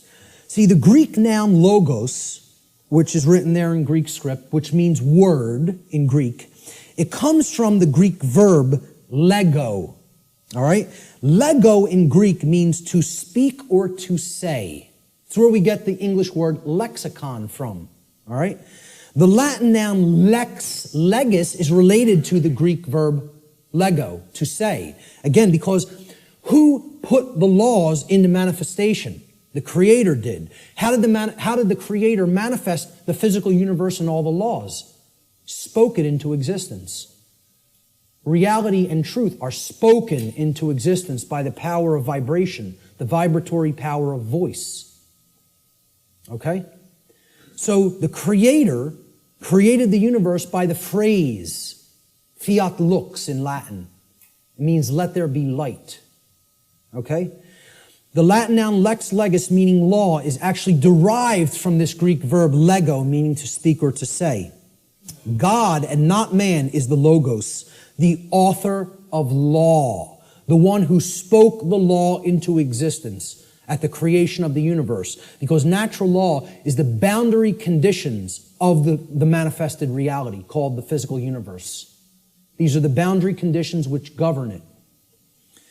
Humanity's work is to learn to listen to God's word, not man's word, not man's law, natural law, spiritual law, moral law, God's law, karmic law. I don't care what you want to call it. Call it whatever you want. Okay? Consequentialism. This is the truth. That's what, you want to talk about what all these phrases really mean? It all comes back to the word truth. That's it. It's the truth about what is, what's operating here. And humanity needs to align its behavior to this law, God's law, natural law. Without alignment of its behavior, don't expect to natural law, don't expect a thing to change here. Expect it to rapidly grow worse. Humanity must make a cosmic apology by giving the word, okay, which means the authorship of creating law. See, we think we're the authors, we're the authorities. That's what author means, right? Author. What's another word for author? This is just this is how mind control through words works, right? An author is a what? A writer. Well, what are you saying there? An author who has authority, they are authoring something, is a writer. They are a right, R-I-G-H-T-E-R. Okay? They're making it into a right. This is what you hear when you hear the word authority. You hear author, which means a writer, meaning one who makes rights, which means someone who believes they're God. That's all this really comes down to. In a nutshell, we're up against a class of people who believe that they can be God and own and rule everybody else. That's all the dark occult comes down to, folks. People who believe they're God. Sick, psychopathic lunatics who think they're God and are going to rule the hell of the prison world that they're going to create, that they call their dark new world order. We need to give the word back. That's what an apology is. And who it needs to be given back to is the creator of the universe, because that's the author of the law. That's its rightful owner. The word doesn't belong to us, folks. The word belongs to God. That's why it says at the beginning of the biblical text, in the beginning was the Word, and the Word was God. You know, that's what the Logos is. Natural law. God is law. You want the best definition I could ever give you for the word God? Law. People don't want to look at it like that. Very few people ever look at it like that. That's what the force of creation is. It's natural law. It's how we co-create our reality, whether we do it consciously or unconsciously. This apology is accomplished when we open our minds and hearts to truth and we start saying the lost word, no, to evil, to the presence of evil in our lives. See, this is an initiate inside what was known as the Jed or the Djed pillars, depending on how certain people pronounce it. And these Jed pillars represented stability and enlightenment. And they represent the two principles, the sacred feminine principle of non-aggression and the sacred masculine principle of self-defense. The initiate is the enlightened one who is incorporated and bridged both pillars and has come to the place of cosmic illumination, which is represented by the winged disc of Ma'at in the Comitian tradition, which is over the lintel between the two pillars. That winged disc of Ma'at. Ma'at was considered a great mother goddess in the Comitian, the ancient Egyptian traditions. Okay? She was the force. She was a personified deity. You know, the ancient Comitians didn't actually worship a physical woman. It's not what this was. It was the personification of truth and justice and order and natural law that was encapsulated as the sacred feminine essence. And she was above all the other deities in the pantheon of Egyptian deities, of Comitian deities. Ma'at, there was no god or goddess higher. And how they looked at alignment with Ma'at is if you wanted to have order and you wanted to avoid chaos, you learned the teachings of Ma'at, because she was the goddess of justice, and she was the goddess of righteousness. She was the goddess that brought order if you aligned yourself to her teachings, and her teachings were natural law. So that's what this is here. This is saying we need to take away the word. It's not saying remain silent and don't use your voice. It's not what it's ever been saying. This is a symbolic allegory for the apology. All right? You know what else the G in the middle of the compasses and square is? Apollo G. The sun, the light, the generative principle. Okay? We need to make the Apollo G. All right? That's what the G in the middle of the compasses and square in allegory also represents, because one of the big deities, the Greek deities that is often kind of exemplified in the Freemasonic tradition is Apollo. He was a sun god, and he was a corollary to Horus in the Egyptian tradition, and Jesus in the Christian tradition, and Mithra in the Persian tradition, and many other sun gods that represented truth and light. All right? So that's the middle way, the middle pillar. That's what the initiate represents. I started this presentation with the slide before we begin. Now we have begun. And it's up to you to take it further. What you'll do with this knowledge is entirely up to you. See, this is a painting by Alex Gray that shows the worldview schism. Are we going to stay embedded in the left brain and in other forms of imbalance, and we're going to create the negative worldview, right? Or are we going to live in harmony with natural law, which can create this path when we incorporate the creative and nurturing and sacred feminine aspect of our beings? Natural law, living in harmony with it, can only lead to these conditions: freedom, peace, prosperity, the continuation of our species, our actual physical survival, and our evolutionary progress in consciousness. That's what living in harmony with natural law leads to. Conversely, living in opposition to natural law will get us this side of the world tree. It'll bring this world, this hellish world of chaos and destruction. Because living in opposition to natural law can only lead to these states: control, enslavement, war, chaos, evolutionary stagnation, and ultimately the extinction of our species. Which will we choose? That's still up in the air. I can't tell you that. Only each individual can make that decision for themselves, and then that will play out in the aggregate, in the mass consciousness, the numbers. Thomas Jefferson said, "A free people claim their rights as derived from the laws of nature." And this was also embedded in the Declaration of Independence. The laws of nature and of nature's God, and not as the gift of their magistrates. John Locke said, "The natural liberty of man is to be free from any superior power on earth, and not to be under the will or legislative authority of man, but only to have the law of nature for his rule." Former Grand Master of the Order of the Rose Cross, the Rosicrucian tradition, Francis Bacon, said, "Nature, to be commanded, must first be obeyed." If we want the forces of the cosmos on our side, we have to learn and adhere to the principles of natural law. If we do not align our behavior to that, nature will not stand with us. It will continuously stand against us, and it will itself create more strife and suffering in our lives. And we certainly won't command it. We won't command its forces with things like free energy used for any positive purpose. It'll only be used for destructive purposes. The psychologist Alfred Adler said, "There is a law that man should love his neighbor as himself." And he's referring, of course, here to the Golden Rule.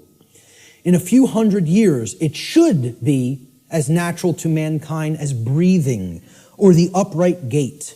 But if he does not learn it, he must perish."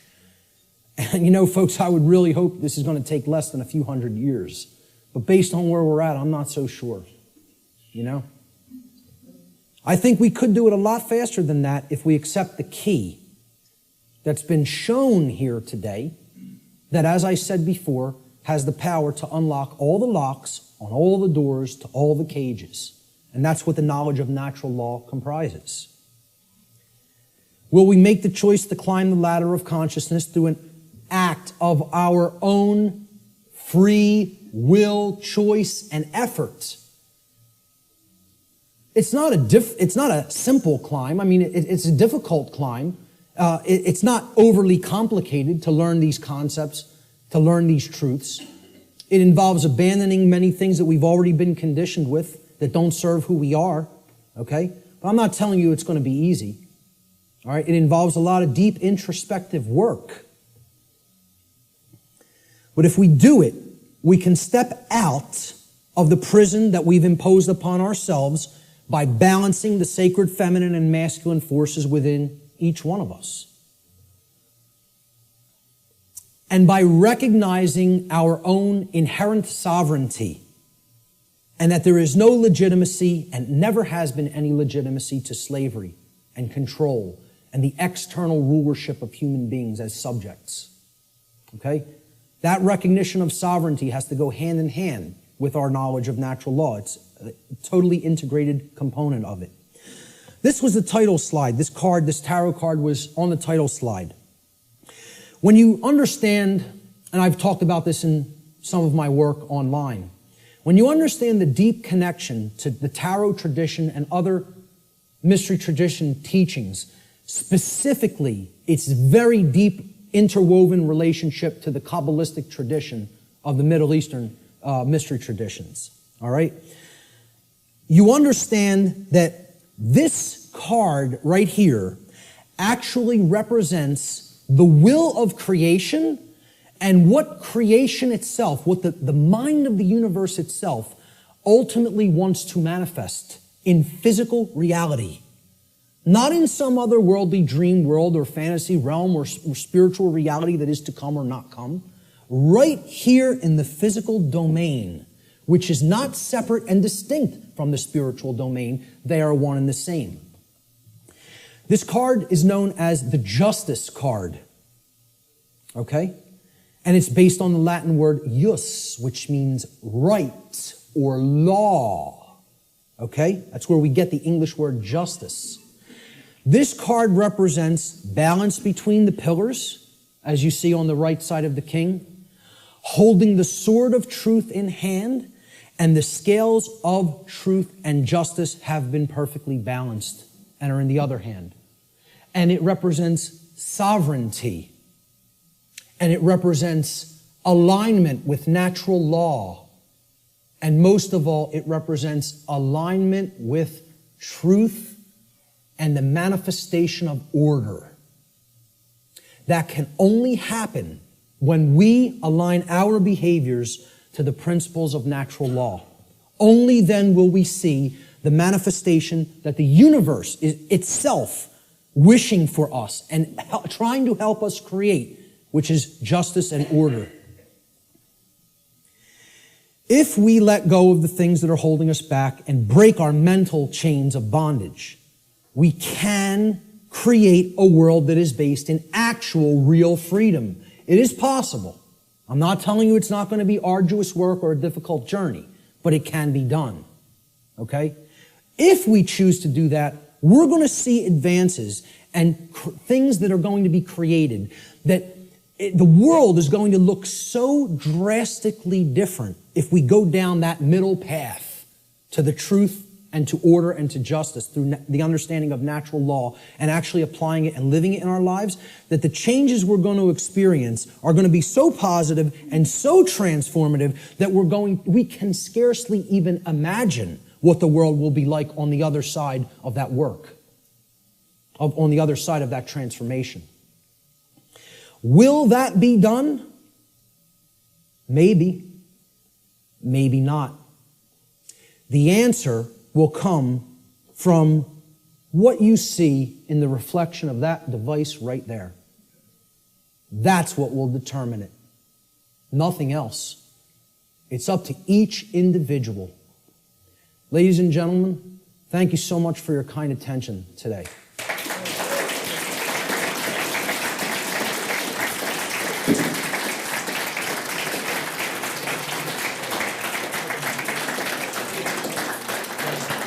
Thank you. Thank you. Thank you. I appreciate that. Finally, this right here, Lex Rex, simply means the law is king. The law is king.